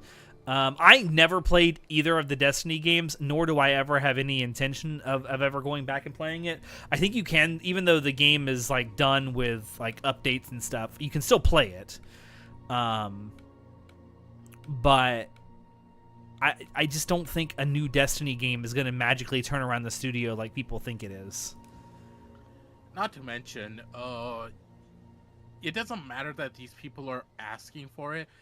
Even to create a new game, it would take, at the minimum, 3 years. At the minimum, absolute minimum. For something the size of Destiny, it would take 4 years, probably. Oh, maybe even longer than that. Maybe even longer. I mean, just look at how long the development cycle has been for GTA 6. I mean, come on. Yeah, and that's not a short cash infusion either. That's a massive amount, and I don't think Sony's gonna be willing to spend that at the moment. No, no, not at all. And I don't know what the right way forward is for Bungie at the moment. I would like to see them come up with some kind of a new IP, personally. I would like that, but honestly, I don't even know how much Sony would be willing to fund that, and I'm scared what will happen to Bungie as a studio at the moment. Yeah, it's spooky right now. It is simultaneously a good time and a bad time to be a game developer. It's a bad time because there's a lot of financial uncertainty within the industry, clearly, with how certain studios are operating and closing down. But it is also simultaneously the best time because it's never been easier to self-publish your game, especially for indie devs. And as Charlie once said recently, it does not matter how bad your game is, it will always find some amount of audience no matter how small. And he's right. He's right. It may be a teeny tiny audience, but there will be, no matter how bad your game is, there's going to be at least a small handful of people who play it and say it's great. Oh, shit. Almost flipped the truck over. Oh, don't do that. Which is nice and all, but, like, if you're not going to succeed to make more, it's not going to matter. Yeah. Yeah. As a studio, yeah, 100%. But I also think of just how many games have come out, not just recently, but ever, that have been genuinely good games, but then the studio folded immediately after. Yeah, and that's the other really unfortunate thing. You can't afford to be just good anymore. No, in the AAA space, no. In the well, and I guess what is now the emerging quadruple A space, you cannot afford to have anything that's not exceptional. If your release is bad in any way, that's going to reflect very poorly on you. Now, there are exceptions to this. Absolutely ridiculous. There are some exceptions to this. I think that I mean, no one can tell me that the release of Cyberpunk 2077 was not botched all hell by CD Projekt Red. That release was broken to awful. Hell and back. It was garbage. But they came back at it. And the same thing with the devs behind No Man's Sky. That release was horrible, but they garnered a lot of goodwill by releasing a ton. I think every single update and expansion so far has been completely free. It has, and it's so fucking amazing how much of a turnaround there has been for No Man's Sky. There is a goddamn meme where every time a new expansion either gets announced or dropped, the community always posts this meme. So many of them, it's of a guy taking off his belt at someone on the ground, and the picture is of like the No Man's Sky thumbnail, and the other guy saying, "No, Sean Murray, please, I have money." No more free updates, please, Sean Murray. I've seen that. And it's so freaking hilarious. And Sean Murray has seen it, and he loves it. No Man's Sky worked really hard and eventually reached the level of Man's Sky. It dropped the no. Time for a new update. No, I'll pay for it. Yeah, I mean, but those are two examples of studios where the release of the game was absolutely horrific, but yet they were able to turn it around and garner a lot of goodwill from the community of people that were playing it, and to get an entirely new community to come on board and play. Yeah, if anything, it becomes even more popular than when it first launched because of how much support it's gotten. Yeah, I need to park my car. And the bullshit thing is, nowadays, like, you can't afford to, like, you're not being allowed to support these games anymore, and that's really sad. Yeah, because like, if they were allowed to actually let it be supported, let it keep going, like, who knows what could happen. As we were saying, look at No Man's Sky, look at Cyberpunk, and there's so many more than just them either. Yeah, 100%. I would love, I would love to live in a place where games were given a chance to breathe and didn't have to be perfect on release to be successes, especially in the AAA space, because I know the AAA space tends to involve a lot more man hours, a lot more work from a lot more people than the typical indie game. And so obviously there's a lot more at stake there because there's a lot more people's livelihoods on the line. It's just a shame that if a game is not, selling hundreds of thousands of copies, it's not a success anymore. I'm officially done with my ice cream, so now I'm going to practice for the 40K release tomorrow by building some minis. Do you have to practice that? I guess practice makes perfect, right? Apparently. Well, I hope you have fun with your mini painting. I don't know if you're going to stick around and listen to us while you paint. I hope you do. All right, I'm going to pull out in front of this truck. I know I'm not supposed to, but I'm going to. Nice. Let's see. You'll lurk? Oh, yeah. Okay, you're more than welcome to lurk. But yeah, as I was saying earlier, Gears of War E-Day, very much looking forward to that. Definitely going to be a day one for me.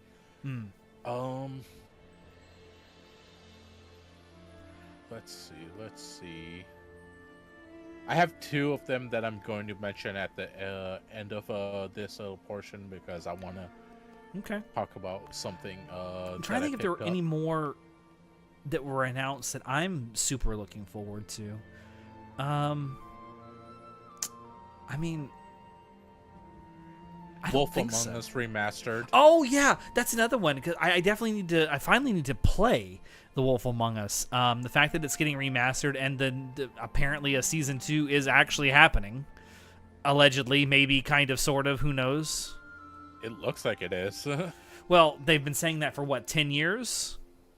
Yeah, but now it looks a lot more realistic. Is the thing. Yeah. I need to play that first season because I've heard that it's really, really good. Although I don't think I can play it on stream because I think there's actual nudity in it, and it doesn't have like a streamer mode. Who knows? Unfortunately. It might. Persona 4 Revival. That looks interesting. I saw something about Persona the other day, and I thought it was funny. I don't know how true it is because I'm not a Persona fan. I've never played any of the games, but I do know that Atlas has this history with the Persona games in particular, and I have to assume other games that they've made over the years that they will release a game, particularly a Persona game, and then 2 years or so later, or at least within 2 years after that release, they'll release some kind of definitive version called, like, Dancing into the Butthole or something. And people were saying, like, why even buy a Persona game on release? Because all you got to do is wait 2 years, and they're going to release some kind of definitive version of the game, and it's going to include more content. And obviously people are going to buy Persona because it's Persona. It has a dedicated fan base, and that's fine. But I wonder if that kind of a release concept would work for any other franchise.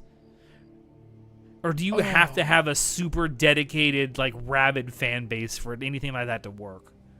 I think you have to have a fan base like that to work, because otherwise, who else is gonna put up with stuff like that?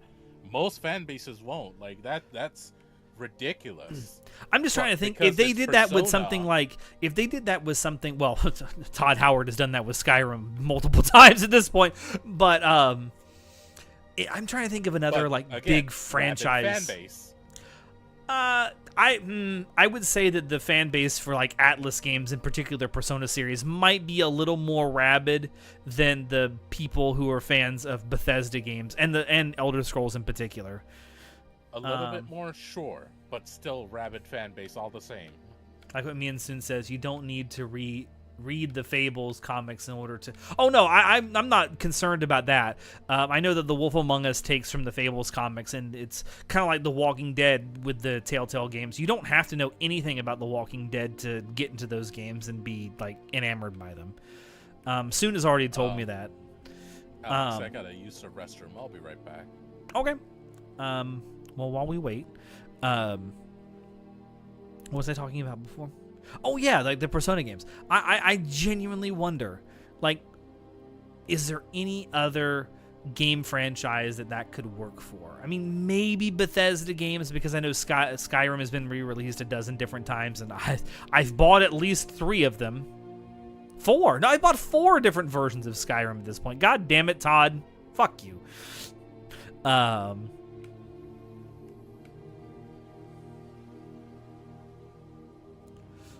There's a scene at a strip club where a girl is top. Yeah, I don't think I can actually play it on stream unless someone who has played the game before tells me when that's coming up. I'd have to black out the screen.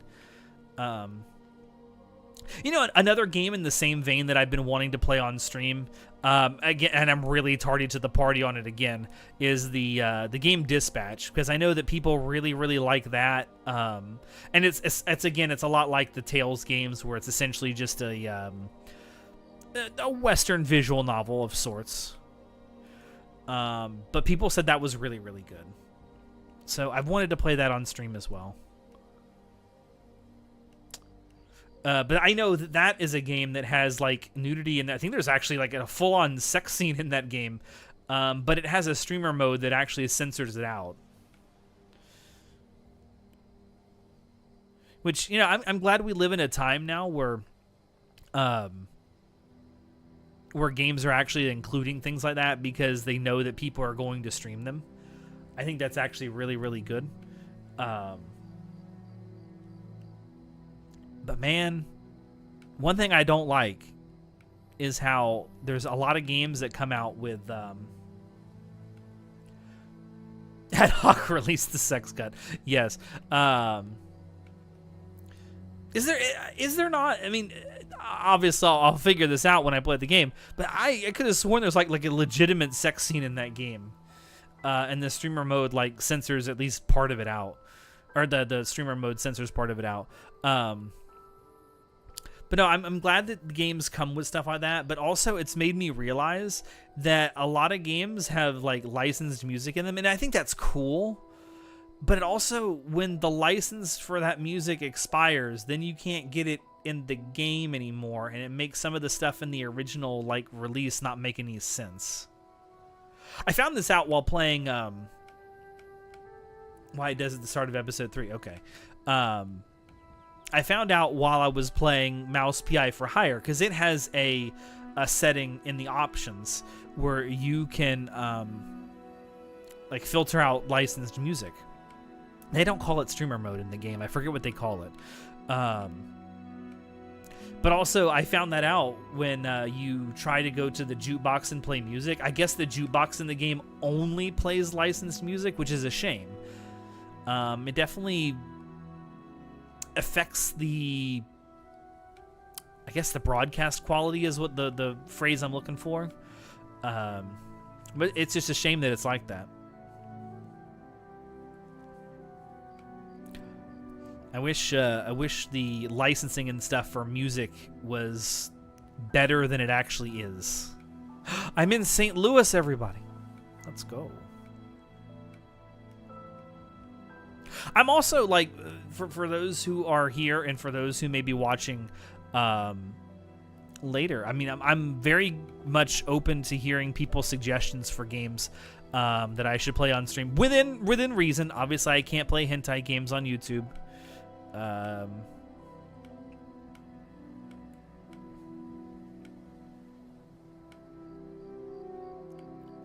And no, soon, if you're listening, I'm not playing Fortnite. I don't care if it's free.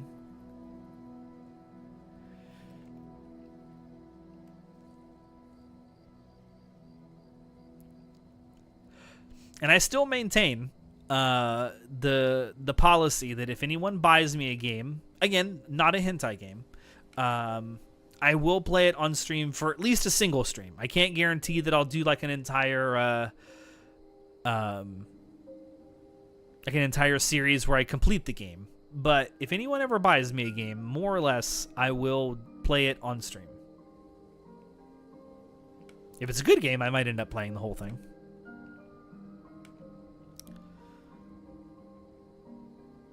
At some point this year, I'm going to be playing Resident Evil 3, the remake. Finally. So I continue that franchise. I've got a couple of other games where I bought most of, if not all of the games within the series that I need. Oh, it's the Gateway Arch. Look at that. Look at that. Pretty. You know, you can go up top there and look out over the city. It's pretty cool. Fallout 4 had something similar happen. The song "The Wanderer" was removed for two reasons: the rights, and Dion hates the games at the point of a loss. Dion's still alive? I thought he was dead.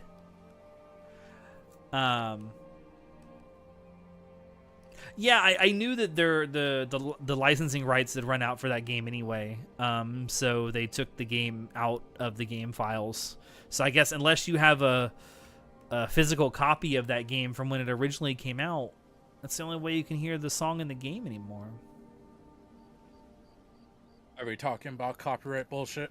Yeah, Orc brought up the fact that Fallout 4 had an issue with copyright with the song "The Wanderer" by Dion because, well, two reasons. The rights ran out, and apparently Dion hates the game. Really? Yes. I didn't know that second part. It doesn't surprise me that the licensing rights ran out for the game. That happens all the time with games that have licensed music. But I didn't. First of all, I didn't even know Dion was still alive, let alone that he hated the game. Do we know what he specifically hates about the game? Asgorg, I don't know. Orc, do you know why he hates the game? Oh shit. Is there like a specific reason that's been given, or is he someone who just doesn't like video games in general? Yeah, is I mean, the old man yelling at the sky situation, or like what? The game was the violence. He objects to the violence in the game. Oh, I might disagree with that, but I can respect, holding to a certain belief.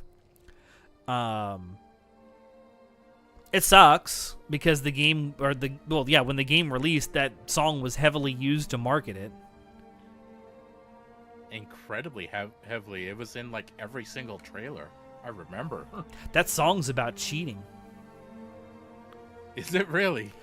Yeah. Actually, no. Now that I'm the kind of guy who who likes to get around. Yeah. The wandering in it is wandering for pussy. Yep. I see it. Ugh. Right.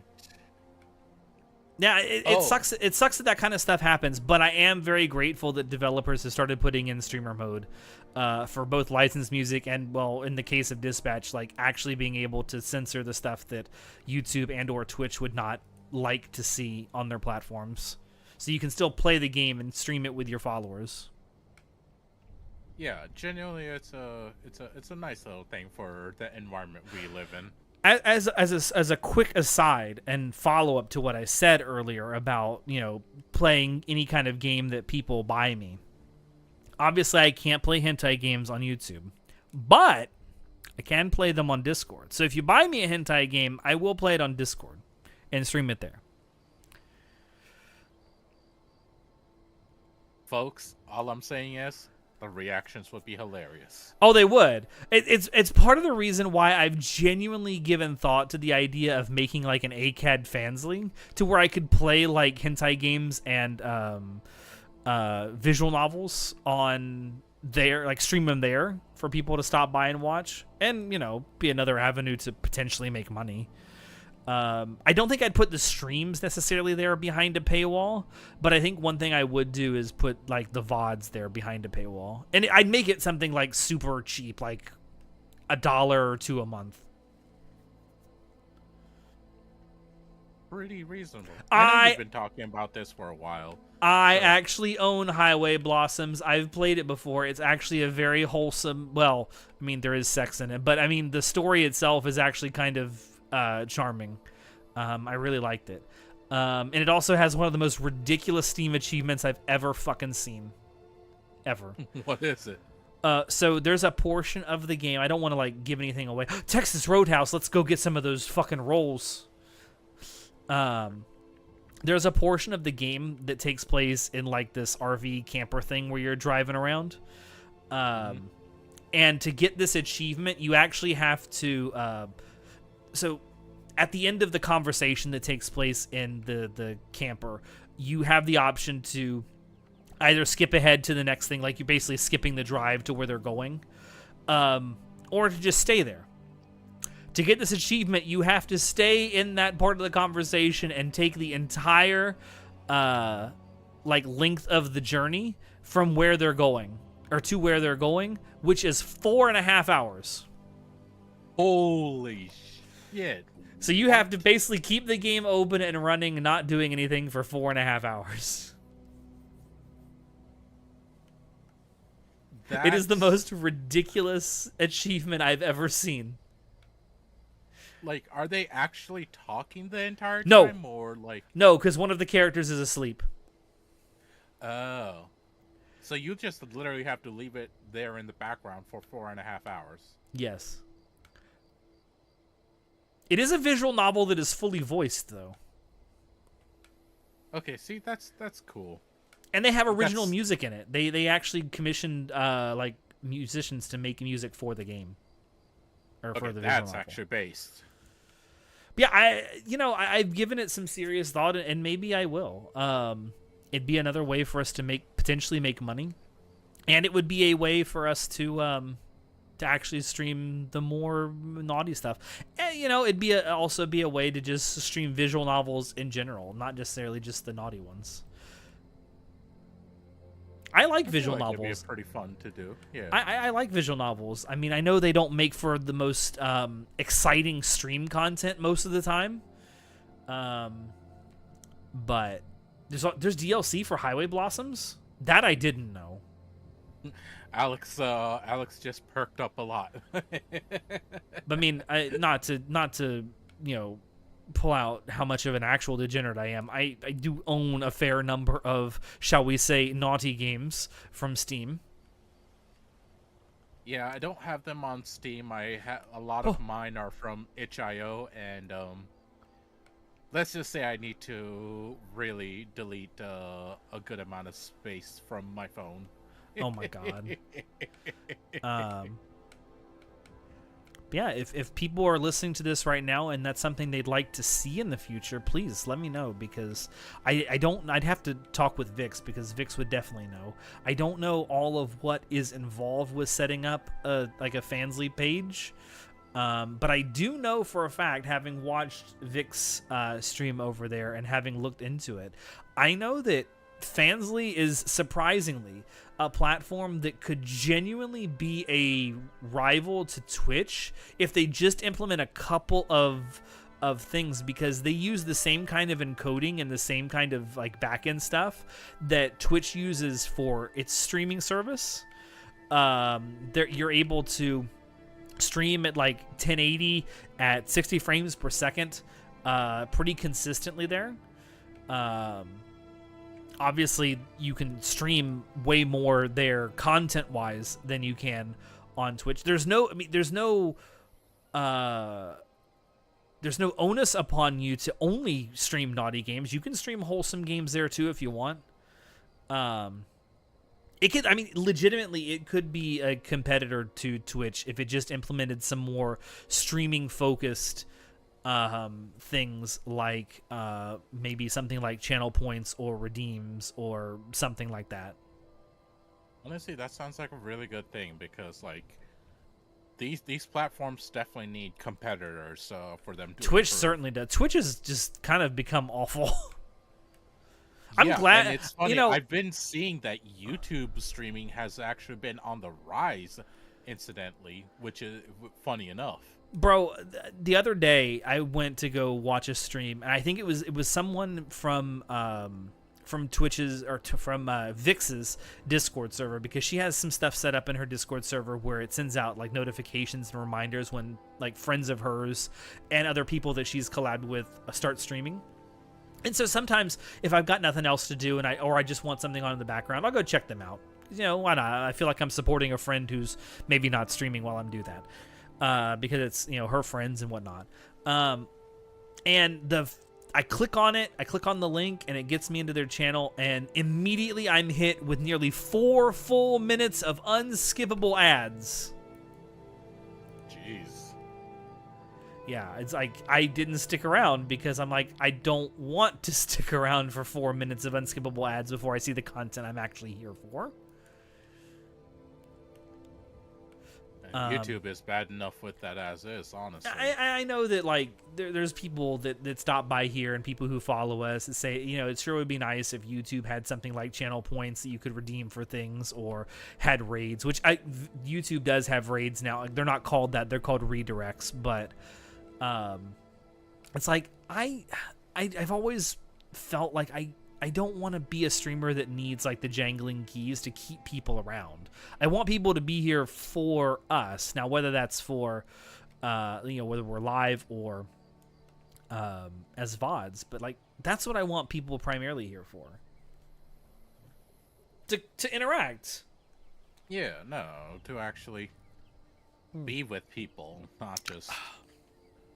No, and I get exactly what you mean. I hope for the people who are here, that's why you're here. It's you enjoy watching us or watching me, like stream or just talk.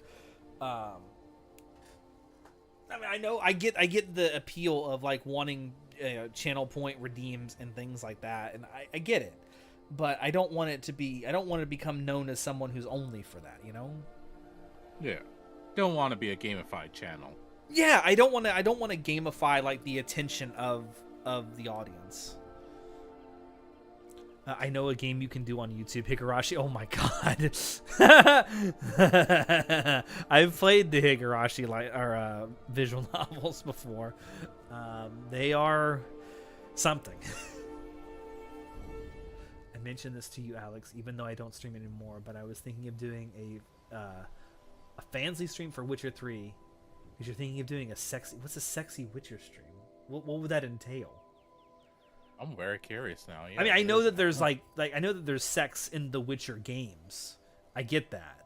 But I think you can play them on like YouTube and Twitch without a problem. Oh, can you? I'm pretty sure. I mean, I know. I'm almost certain you can on Twitch. YouTube might be a little more iffy on that. I don't know. I'd have to look into that. But yeah, Higurashi would be a hell of a thing to play on stream. If you think the anime version of it is wild, Oh, really? It's like that, huh? it's quite violent, or at least it can be, okay. depending on your choices. All right, then. Would you mind if I go back to the games list? Oh yeah, go ahead. I kind of took that over there for a little bit. Sorry about that. No, you're fine. You're fine. Spyro Realm Beyond. Let me freaking tell you, when they announced at the show, like, Activision presents, I'm like, okay, here we go. Here's some more COD slop. Like, whatever. I don't give a shit. I haven't played it in long ass time. Like, I don't care. It's gonna be a skip for me. Then I saw like some like butterflies. I'm like, the hell is this? It's a JoJo's reference. Like, what kind of COD are they about to announce? Then I saw like a wizard, and I'm like, this isn't COD. What is this? Like, I was so confused. Then, oh my god. Then I saw Spyro's feet, and then saw him full on. I'm like, I fucking screamed while I was at work, because I was watching this at work. I fucking screamed. My coworker's like, what's wrong? And I was like, no, sorry, I'm just watching a stream, but it's fine. Did you say you saw Spyro's feet? I did. Shut up. God damn it.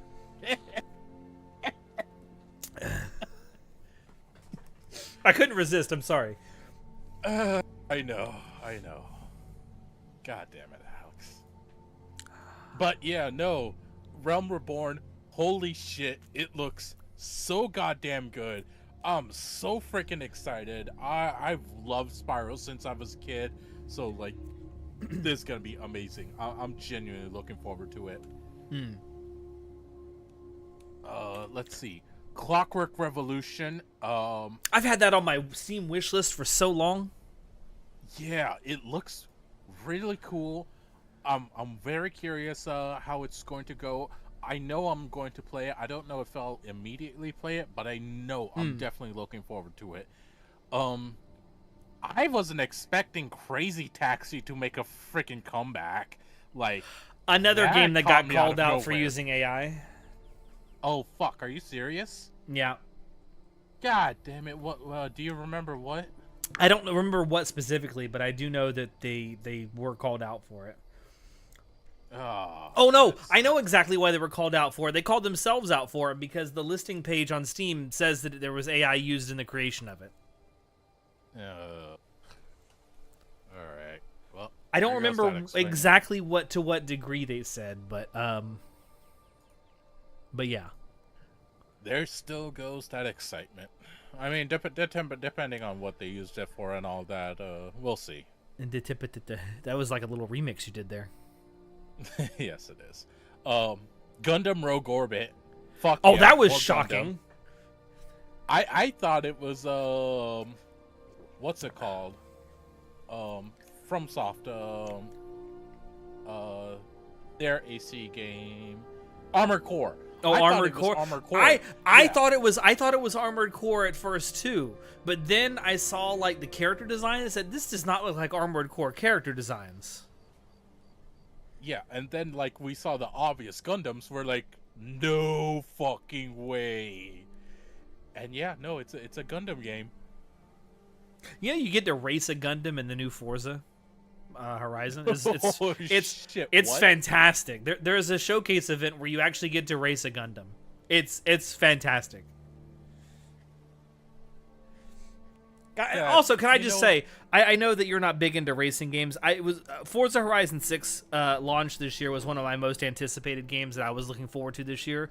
And I just say that Playground Games did a bang-up job. It is so fun. It is not. I promise it is not just because plays Japan. It is. They've like improved on some stuff that people have been talking about for the last couple of games, and I think they realized that 5 was kind of a huge miss. They did not in any way capitalize on the place that they decided to go to for 5 and the car culture that it has. But they have fully leaned into the car culture of Japan and the Japanese people with 6.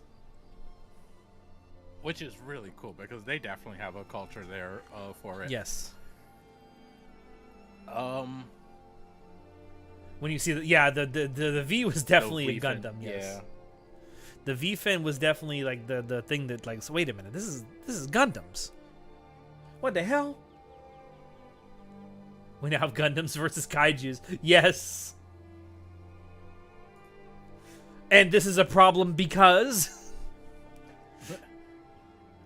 Like, why are you making it seem like a bad thing, buddy? I see this as nothing but an absolute win. Now it's my turn to go to the bathroom. I shall be right back. All right. One of the games that I saw that looked genuinely interesting and really cool, and it's a little bit unfortunate it's a PS5 exclusive, Camry Hunt the Unseen. That looked really cool. It was it looked like it was something based out of what's it called? K-pop Demon Hunters in its style, I would say. And I genuinely found that to be interesting because like you're hunting demons in Asian land, and I'm just like, yeah, no, that seems pretty cool. And like the clothes you wear affects like what your powers are and all that, like, and the moves you can do. And I'm just like, yo, that looks good. It looks interesting. Did someone mention K-pop Demon Hunters? Yeah, because I was talking about I heard Camry you. I heard you. Oh, okay. I keep my headphones on when I take a piss. Right, like a real man. Got your piss-covered headphones. Yes. My piss-stained headphones. But yeah, no, like, genuinely looks good. I hope the fact that it's only on PS5 doesn't stop it, because, like, again, it looks genuinely like a cool game. Another game, Magician the Devil's Deal, that looked pretty friggin' cool. I want to see more about it, but like, like you're doing magic as a action adventure game, and it's done in the style of like being a stereotypical magician instead of like, you know, some wizard or something. That looked cool to me. I want to see more gameplay and all that. Like the story, I don't think I particularly am super excited about. It seems whatever in terms of story, but the gameplay looked interesting. I want to see more of that. Yeah, I personally, I can't think of any other games that have been announced in the last couple of weeks that I am like super looking forward to that we haven't already talked about. But I will say, I feel like this the games, like the Summer Games Fest this year was definitely a rousing success. I feel like it was. They definitely had a lot of things. Alex, I'm curious, will you be playing the new Resident Evil Veronica?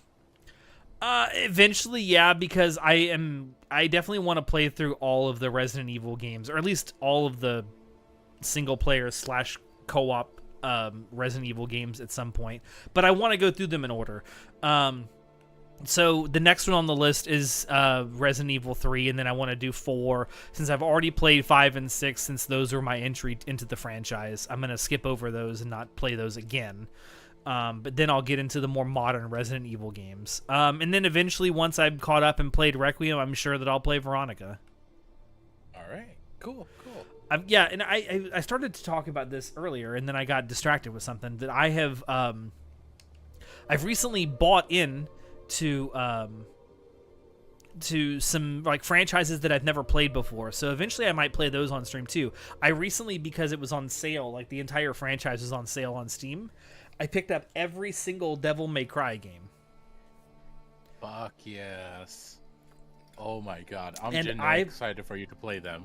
I've never played a Devil May Cry game, What's another one? I think, except for like the two most recent ones, I have every Yakuza game. I've just never played them. I've heard a lot of fantastic things about all of them. I've never played a Silent Hill game. I'd love to play that on stream at some point.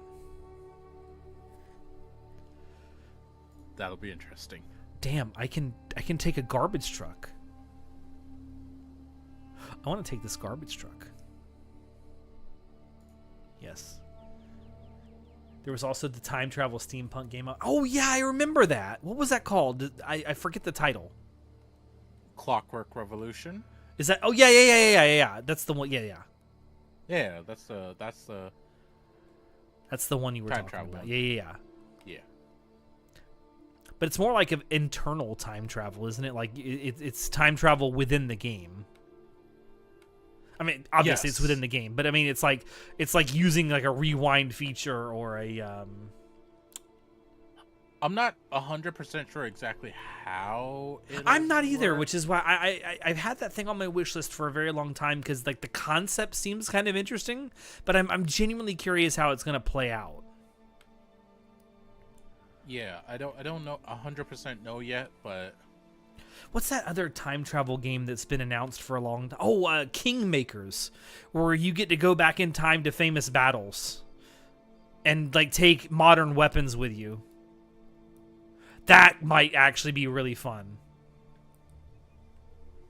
I vaguely feel like I know what you're talking about. It was announced, I want to say like 3 years ago now. I think it even may have been announced at one of the Game Awards at the end of the year. Was it the one where a guy drove a like pickup truck through a crowd? Yeah, so he like takes a pickup truck back in time, and when he time travels, there's like the DeLorean time travel like effect from Back to the Future, and then all of a sudden he's in the middle of the Battle of Hastings in 1066, driving a pickup truck around. I remember this because it actually got a movie deal. Ah, yeah. Marketing. I mean, someone saw it, was like, "Holy shit, that looks hilarious," and like decided we're gonna make a movie out of it. Yeah. But yeah, I haven't really heard a whole lot about that game recently, so I'm hoping it still gets made because just the kooky concept alone has me hooked. Just the idea that you can go back in time to famous battles and take like modern weapons and modern like vehicles with you. That idea sounds really fun, and I think you could have a lot of fun with that.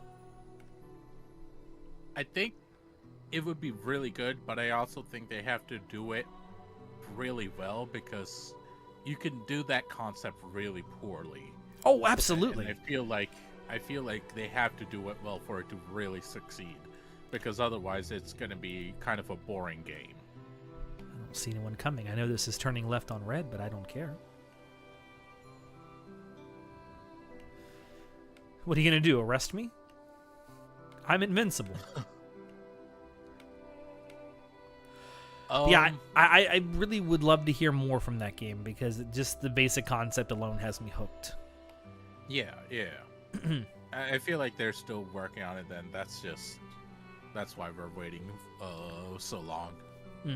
I just hope it's not stuck in like development hell. Although apparently Pragmata was stuck in development hell for several years.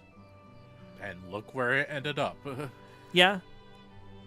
So there's hope yet. Whatever is going on. You know, we've been talking about games now for like an hour and a half. Yeah, I did realize that actually.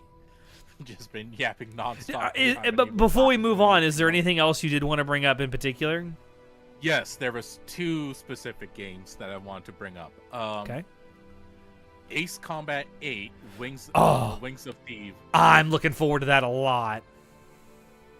Alex, I don't think you're looking forward to it as much as I am. Oh, I mean, listen, I'm sure there are more people who are looking forward to it more, but I love the Ace Combat games. They're really fun. Alex, I've already pre-ordered the collector's edition. That sounds about right. It looks so good, and like I was genuinely bummed about the fact that I didn't have money for. Bro, we already have a waifu. Collector's edition. I know. I love her. She's so cute. Oh god, I'm so scared something's gonna happen to her. But yeah, no. Game looks genuinely good. I'm very much looking forward to it. I love the stories in the Ace Combat universe. Orc, I'm gonna stop you right there. Do not say that. Do not say that in this chat. Orc, I swear to God. Because if it's true, I'm gonna come back and beat you senseless. Not really, but I hope that doesn't happen. No, I love the stories of it. I love the gameplay. It's just genuinely such a fun time. I even play the multiplayer for Ace Combat games because like it's fun for me. The games are fun, not just because like the gameplay is fun, but also like the stories that they have in like the campaigns are like a very fun kind of cheesy. They're like they almost feel like cheesy action movies. Real. You know it's not going to be anything realistic, but it's like you're playing a movie. And like it's pretty fun and it's interesting. And it's not like it's stagnant either, because it does take place on a timeline, like in a development way. Like the world has things going on. You've seen how things have happened. You know the history behind these continents and like why the things are the way they are. It's so freaking cool. Do you know the planet that it takes place on actually has a name? It's not just like it's not just Earth. I forgot. The name of the planet is Strange Real. That's right. Strange Real is the planet name. Is the name of the planet that it takes place on. It's meant to be like an Earth analog. Yeah. That's another thing. Like they have their own thing going on, their own landmass. Just like it's not just based off the real world. It is a built world, and it is actually built. Like there is maps that are very true to the world. Yeah. I've always liked the Ace Combat series just because it's like it's fun, like action-oriented gameplay, but also with the campaigns in particular, like it's not afraid to just be kind of a fun type of cheesy. Exactly. I hope we get more Freebird memes like it from Ace Combat. So, I thought you were about to say Freerun memes. I was like, Freerun in Ace Combat? Now there's an idea. I've seen it. Listen, I'd play that game. Give us that DLC, Project Aces, please. But yeah, that's definitely gonna happen because like the Ace Combat community is super autistic, so it'll definitely happen. Yeah. That's not an insult either. That's literally the truth. I mean, it's like what is it? The Arma community. There's a lot of autism in that community. Made out of autism. That's the foundation of the community. If I had $1 for every time Arma 3 footage was mistaken for actual real-world military operations, I'd have a lot of money. Seriously, it's sad how often it happens. But yeah, no. Ace Combat 8, Wings of the... Goddamn, it looks so freaking good. Now, the other game. Holy shit. I've been looking forward to this for years. I mean, years. I knew it was coming. I've been keeping track of it. At some points, I didn't know if it was going to happen due to, like, financial troubles and all that. But now, it's coming. It is genuinely coming. Ladies and gentlemen, the new Fable. Oh, holy yes. Shit. I mean, it was supposed to come out later this year, and I thought, if that is actually a hit and goes off well, that means that Playground Games will have 2 successful games in the same year, because they also are the developers behind the Forza Horizon series. That's right, they are. But they did the smart thing. Two very different games. Very incredibly different, which also speaks to the talent and size of the what's it called? The devs. Studio? The studio, yeah. But yeah, no, oh my god. Here's what I hope, because the series has a lot of baggage. It's hard not to talk about Fable and not talk about the baggage that it comes with, because Molyneux kind of ran that series into the ground, and every single game overpromised and underdelivered. Not to say that any of the Fable 3 is not great, but the first 2 Fable games are good games, don't get me wrong. But he overpromised significantly for all 3 of those original Fable games. Peter Molyneux always had a problem of running his goddamn mouth.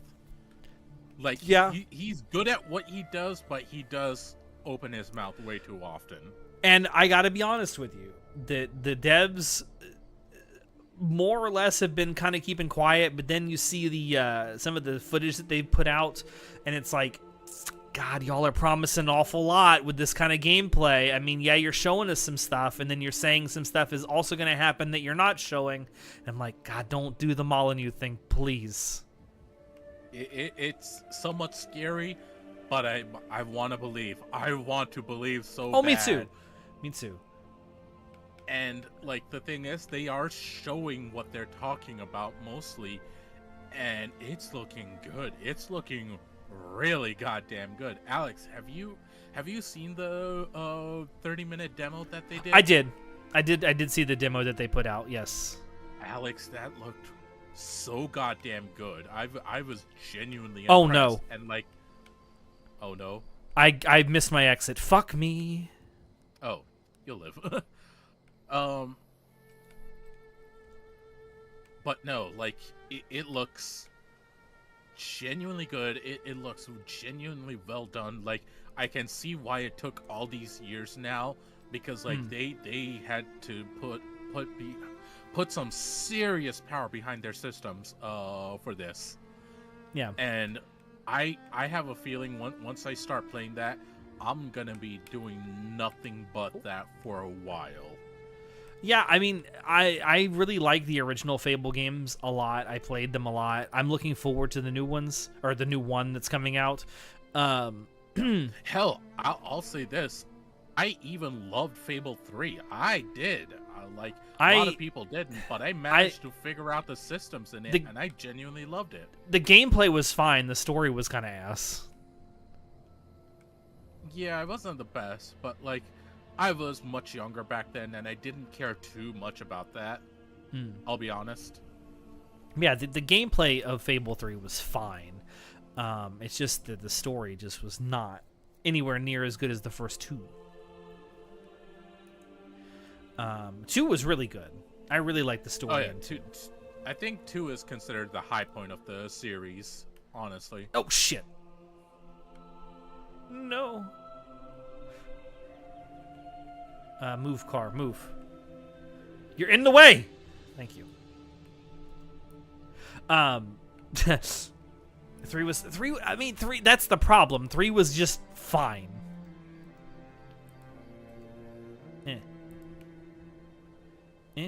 Yeah. Which, unfortunate, but like that's just how. God damn it. It's gonna be sometimes. Everything that this new one is looking to be. God, I have my hopes up. I really do. I know I shouldn't. Oh, but I do too. I 100% do as well. But I mean, I want it to be good. It doesn't need to be perfect. It doesn't need to be great. It just needs to be good.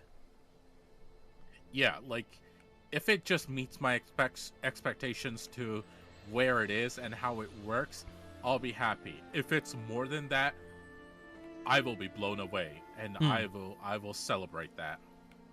Yeah. And I hope that it leans into like the goofiness that the original Fable games leaned into a lot. I have a feeling it will, because like some of the things I saw, like the chicken kicking was still in there, so I have a feeling like stuff like that will be there still. It feels a lot more serious as a game and as a narrative, but I have a feeling that they'll still have the comedic aspects in there.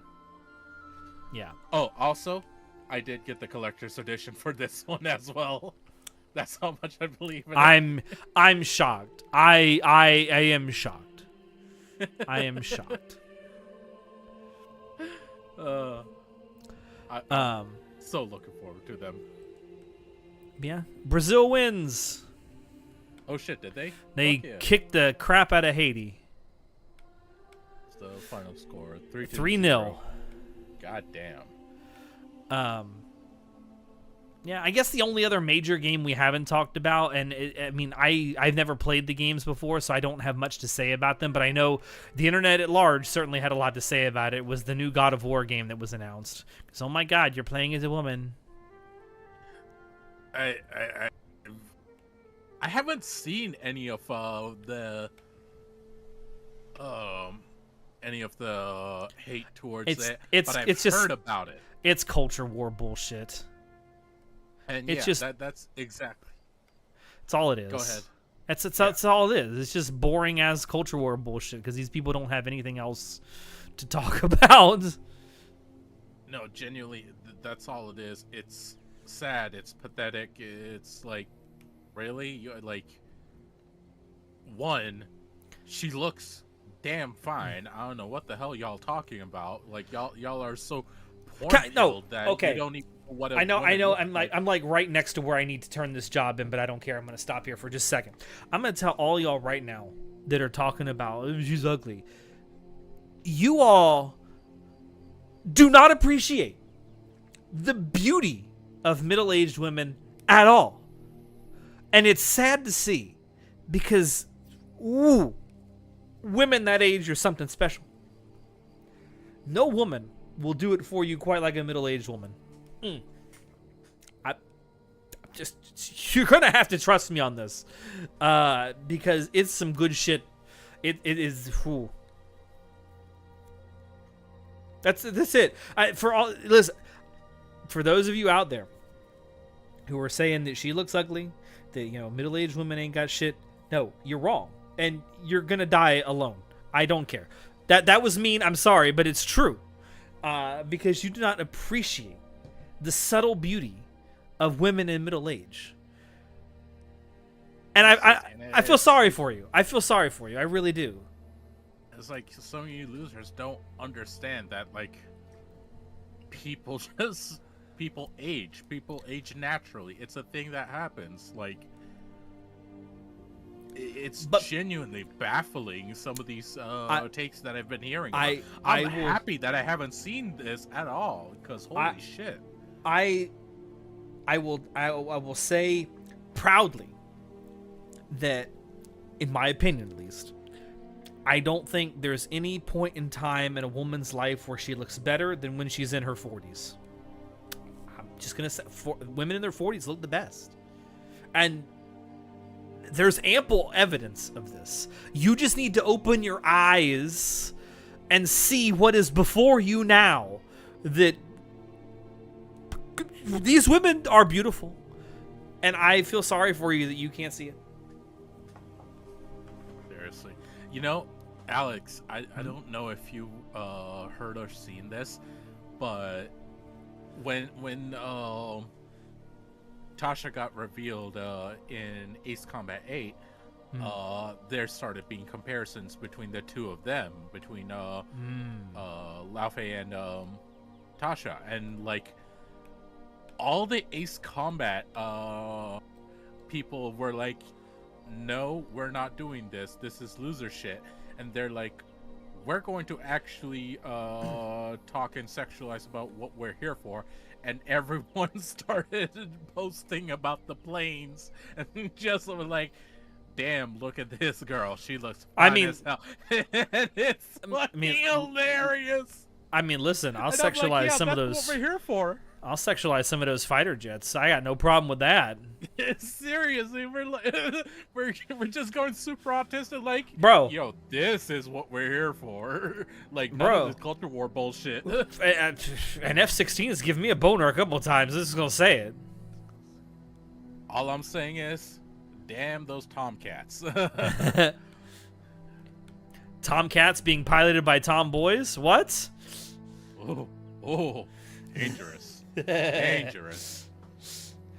But yeah, that this kind of like rhetoric just absolutely floors me, and it's stupid culture war shit that I wish would just die already, because it's so tired, it's so boring, and at the end of the day, it doesn't matter. Like, I've never played any of the God of War games, but I've watched people play the God of War games, and especially the new ones. I've watched streams of people playing it before, so I'm familiar with the story.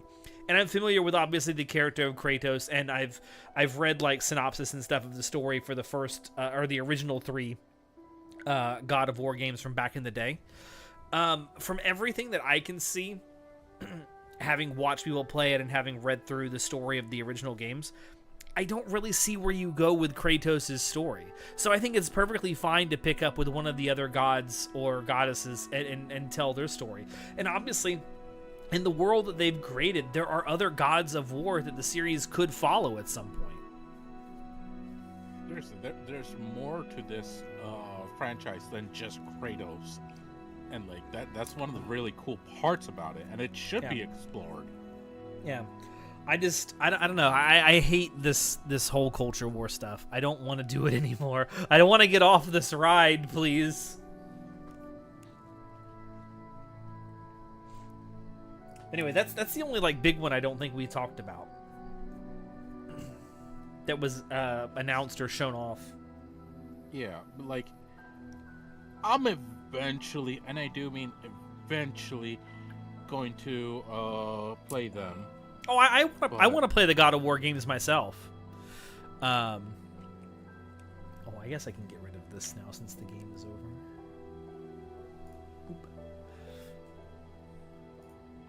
But yeah, and maybe that'll be something I play on stream at some point. I don't know. Yeah, and like that's an eventual thing. I don't know when I'll get around to it. It's not a hurry or anything, but I'm just like, holy shit. There's no need to be culture wars over this. Like, chill out. Can I move on to something that greatly irks me, but besides what I've just talked about? Sure. So you and I have talked about this, and you know this already, and it's something that I brought up on our Discord server as well. So every year, with the exception of 2020, for obvious reasons, since the year 2018, I have been going to Otakon. It is a fine convention on the East Coast that if you ever have the ability to go and check out, I highly recommend it. They put on some good stuff. They get some really good guests. They get a really good mix of both Japanese guests and Western guests for all the anime stuff that they put on. They have some really good industry panels and stuff all throughout the weekend. They put on some really good shows with the musical guests that they bring every year. All in all, it's a great time. Unfortunately, due to some life circumstances and other things, I will not be attending this year's Otakon. However, I do hope to be back next year. Now, as sad as that is, and it is sad that I will not be there, I know Chinoda will be, and I'm sure he'll have a great time.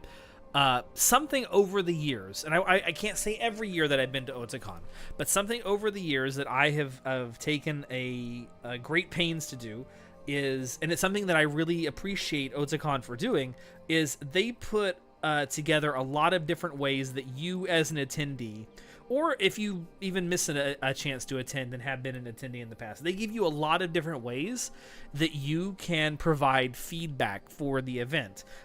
They have a panel at the end of the convention, which is like a con feedback panel, where the actual organizers show up and you can talk directly to them. You can ask them questions. You can make suggestions for things for future events.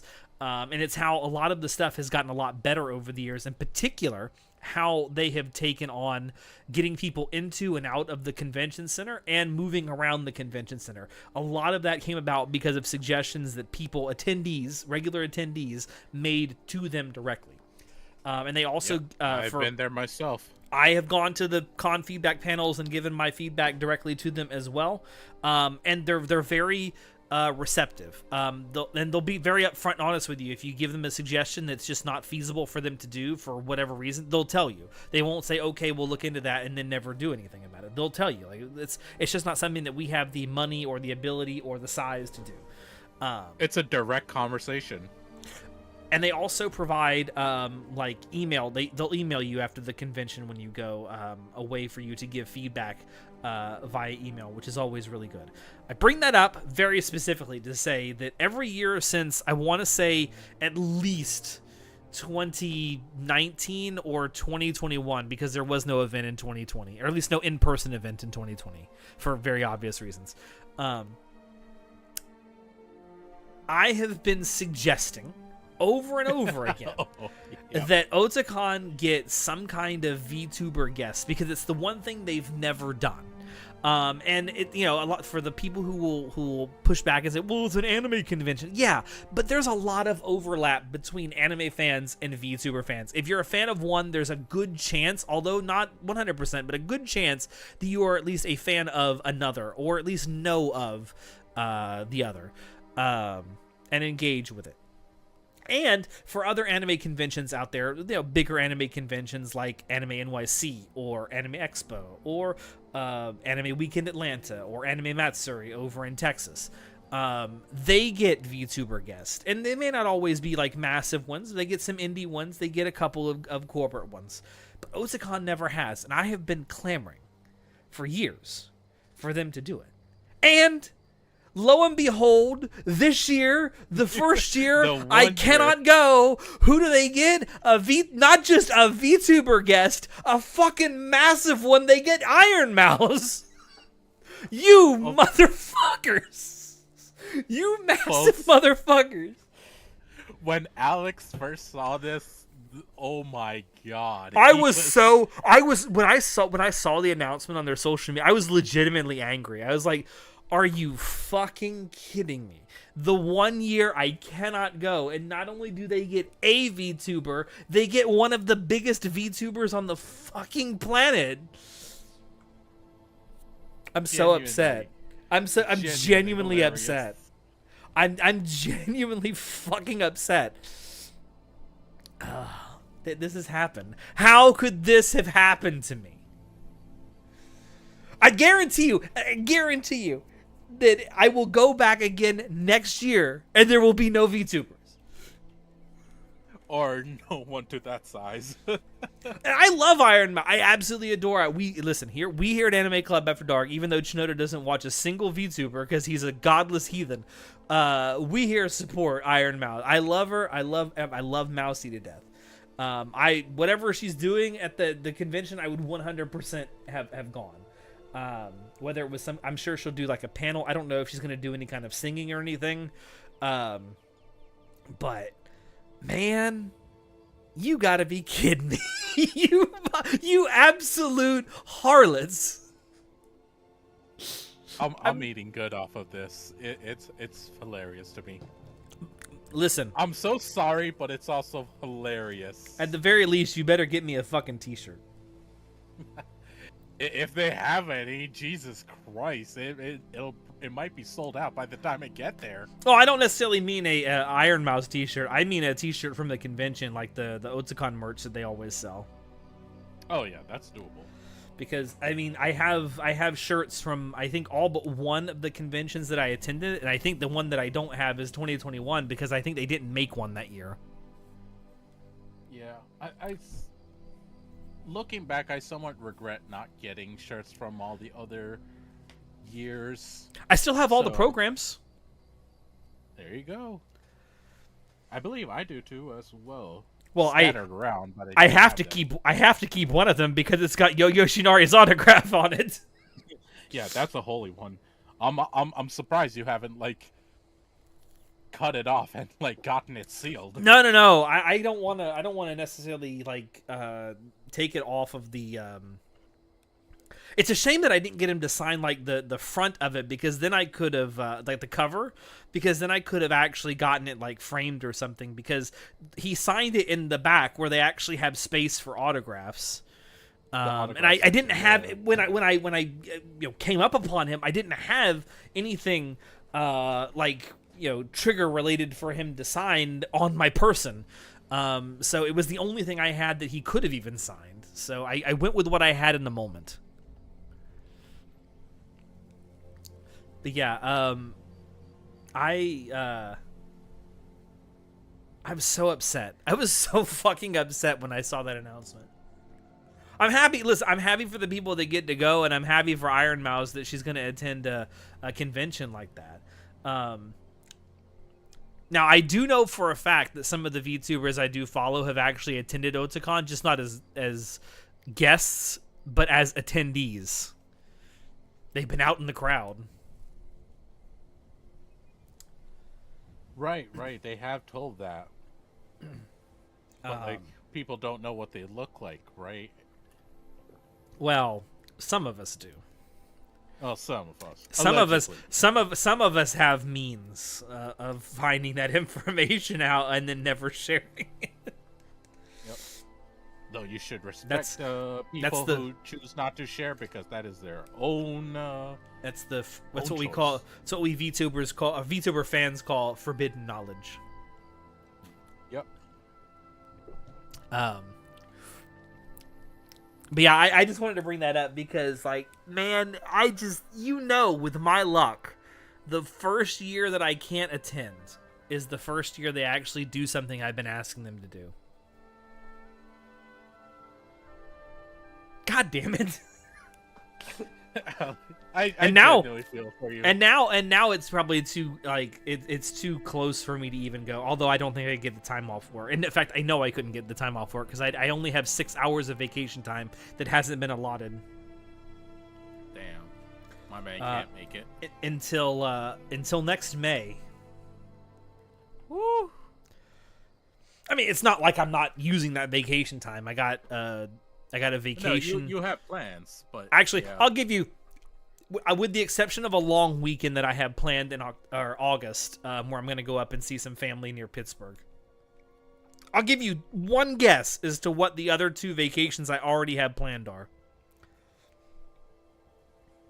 You going on a ship? I am. I've got one cruise, an 11-day cruise planned for the beginning of November, and then I have a 7-day cruise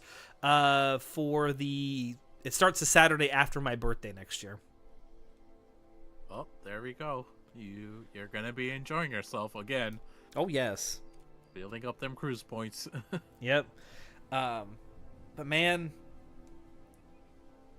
don't act like, not actually, but fuck you, Otakon, for doing this to me. I still think it's a worthwhile convention. If you are in the DC area, it's the last weekend in July this year. Consider going. It's a fantastic event. They always put on some good shit. Genuinely great. Always a fantastic time. It's gonna be interesting this year because there were some changes in the leadership, so I'm wondering what's gonna happen this year. So that'll be interesting to see. They are going very all in with the theme again this year. That's something I've noticed in the last couple of years. That Otakon, actually, I would say ever since, like, not 2021 because that was a very muted year because COVID was still kind of going on, and it was I think they put a cap on the attendance to keep the potential spread of COVID to a minimum as they could. Which, from what I understand, I don't think there was any kind of COVID outbreak that resulted from that event. So good on them. No. Yeah. And they were extremely strict on all their COVID. But I would say ever since like 2022 or 2023, like they've had themes for their convention for years now, but they've really leaned pretty heavily into them in the last couple of years. I know last year when I was there, their big theme was camping, and of course they leaned very heavily into Yuru Camp for that. Yeah, it was genuinely fun. The stamp rally was really fun.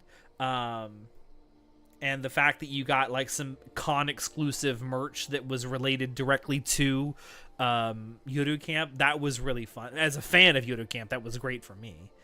But this year the theme is tabletop games, right? Like tabletop RPGs. Yep, D&D specifically. Yeah. And they've with the marketing and everything, they've leaned very heavily into that. So that's pretty cool. Does make me wonder. And then the year I remember the year before that was trains. Was 2023. Yes. That was the 2024. Yeah, 2024. That was the 2024 was anniversary, because that was the 30th anniversary of Otakon. The year before that, 2023, was they had trains, and they leaned pretty heavily into that one too. There were model trains everywhere. There were. It was a little bit weird. I enjoyed it, but it was definitely out there. Yeah, it was fun though. Autistic people were having the time of their life. Oh, they absolutely were. They absolutely were. I hope you have fun at Otakon. I don't remember. I know I will, because like I have a whole friend group that's gonna be there. It's gonna be fun. Unfortunately, and, two of us that are usually there will not be. Yeah, which is sad, but that's life. And I know they already announced it. The president of Studio Bones is gonna be there, so I hope that's gonna be really interesting. I'm sure Trigger will show up like they typically do. I don't know if I've seen announcements for them yet. No, but they usually wait to announce those like at the beginning of July. Yeah, so I mean the marketing cycle is going to really spin up really soon. So we're in the stretch now. Like we're a little over a month away from the convention, like a month and a week, like maybe 5 weeks or so away from the convention, and they usually start to ramp up like guest announcements like a lot within the next week or so, typically. But yeah, like you said, there's a lot. The one big thing that's new is the leadership change at the top. So, I mean, you'll be there, so you'll be able to tell me and everyone how different it is compared to other years. It will be interesting. We'll see how things go, is what I'll say. I know that next year I definitely, because I'm not going to be able to go to any conventions whatsoever this year, which is going to be the first. It's a first for me in a long time, where I go an entire year without going to any convention. Well, the last time was 2020. Again, good reason for it. So that's new. But I'm hoping next year to actually be back and hell, maybe even hit up a different convention. I know that I've really thought about trying out Anime NYC. I wanted to do that this year, but it just didn't work out.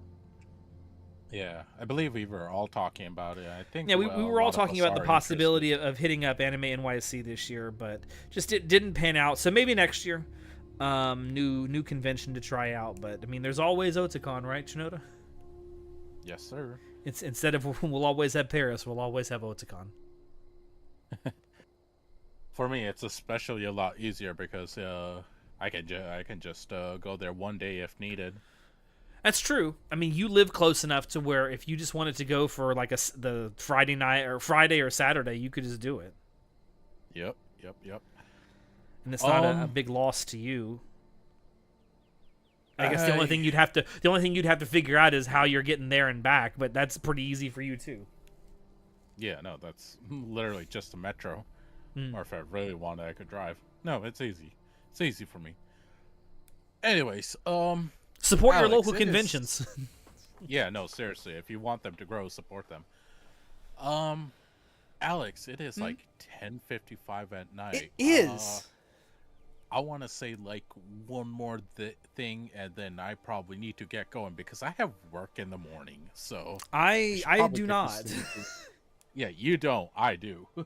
Yeah, go for it. I've kind of exhausted all the stuff that I had planned to talk about tonight, so go for it. We'll end on whatever it is here you want to talk about. It'll be small. Folks, it's great to have friends. It's even better to have friends that are weebs. I was at my friend, and I have gotten her permission, so don't worry. It's even better. It's even better to have enemies who you hate. No, I'm just kidding. Don't have that. My friend Kim, she recently had her baby shower. Aw. I've met yes, Kim. How is she? She's good. She's well. She's pregnant, obviously. Well, yeah, I so- would imagine with a baby shower, she's been pregnant. You don't have a baby Yeah. shower if you're not pregnant. Yeah. So she's doing good. She's enjoying life. I went to her baby shower, and at the baby shower, they announced the gender and the name. The gender is gonna be a boy. So yay, happy, congratulations. And then they announced the name. The name is gonna be Conan. I fucking looked at Kim when they announced that, and then I messaged her later. I'm like, really? Detective Conan? See, yeah. See, you say that, and that's probably true, and that's probably where the name comes from for them. However, they've chosen very wisely, and I'll tell you exactly why. They've chosen wisely because Conan could also be a reference to Conan the Barbarian. Alex, I will send you a screenshot of our conversation because that's literally exactly what they said as well. She said, yeah, like the weebs will know exactly where we're coming from because they know us, but like all the normies will just go, oh, as in like Conan the Barbarian or Conan O'Brien or something like that. Yeah. And I'm like, that's fucking genius. Yeah. So yeah, no, literally the exact mindset you're coming from is the exact mindset they had. See, listen, this is why I am a genius. Listen, if you need help naming things, whether it is your own child or whether it is a character that you have created for something that you're writing or a town name, I am so good at naming things, and I'll tell you why. I'm so good at naming things because I think about how people will interpret that name and how different people will interpret it. And they've done the wise thing here. They have chosen a weeb name, but only weebs will understand it. If they had named their child something like, I don't fucking, what's a popular Shohei. It's like, okay, I guess they could have named it after Shohei Ohtani, which kind of defeats the purpose. But they're gonna know it's a Japanese name. Yep, when you choose a name like that, it's a lot more passing. It's like it's like, if you love anime and you want to name your child after some anime character, that's fine. But if you're not Japanese, probably best, and your spouse that you're having the child with is also not Japanese, it might be best not to give them a Japanese weeby sounding name. Like, don't name them Naruto. It's not good. This is not good. Shout out to all the baby Sephiroths out there.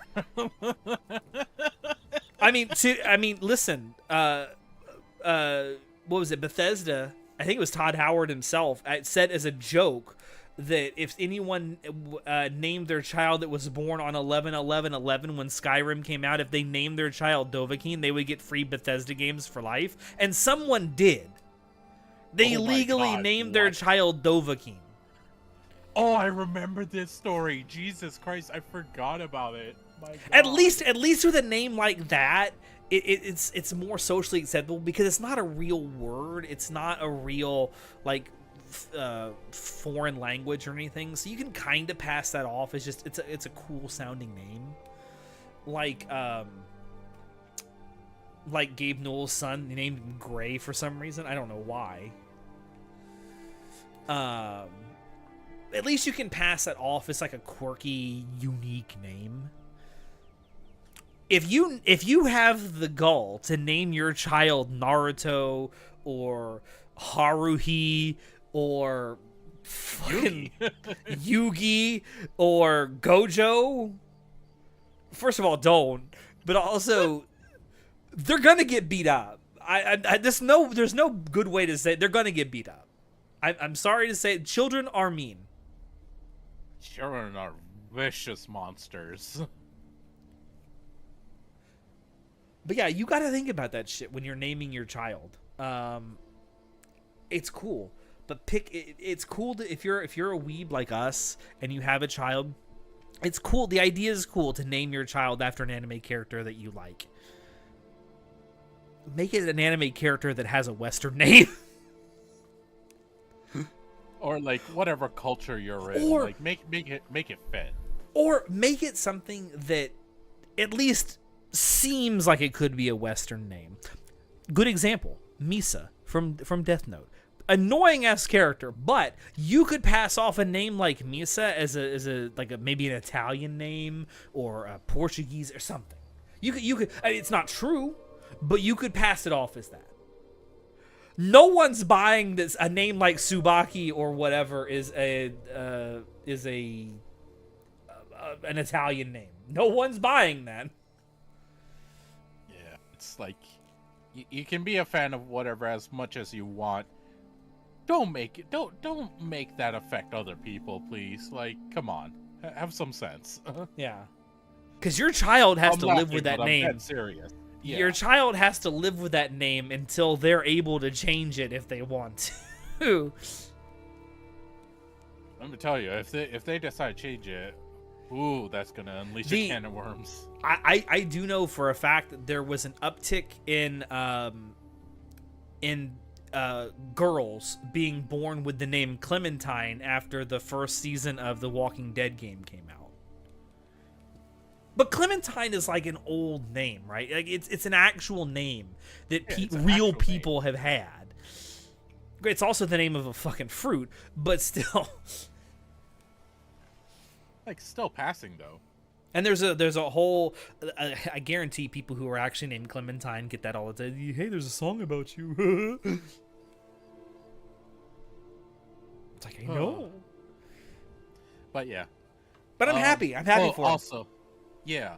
Also, like, another way that I knew is because, like, when they revealed the name, like, when they did the little, like,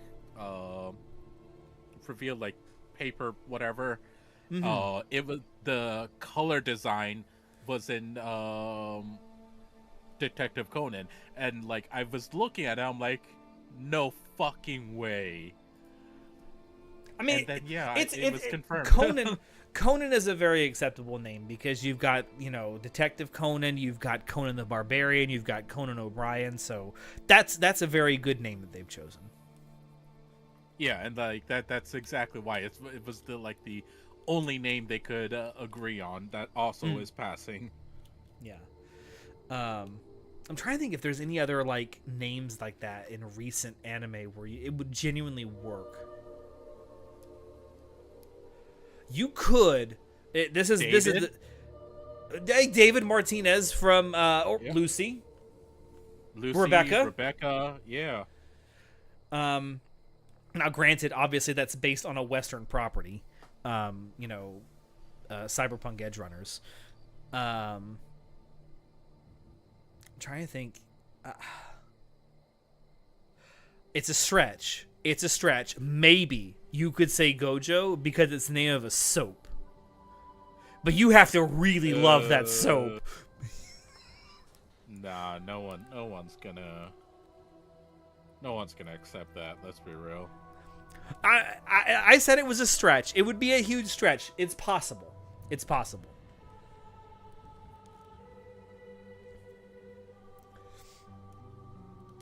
Yeah, just PSA. It's cool to name your child after fictional characters. It's less cool when it's not in a language that's from a culture that you or your spouse are a part of. Yeah. Like, have sense, people. It's not that hard. Is that it? Yeah, I think that's all it. right.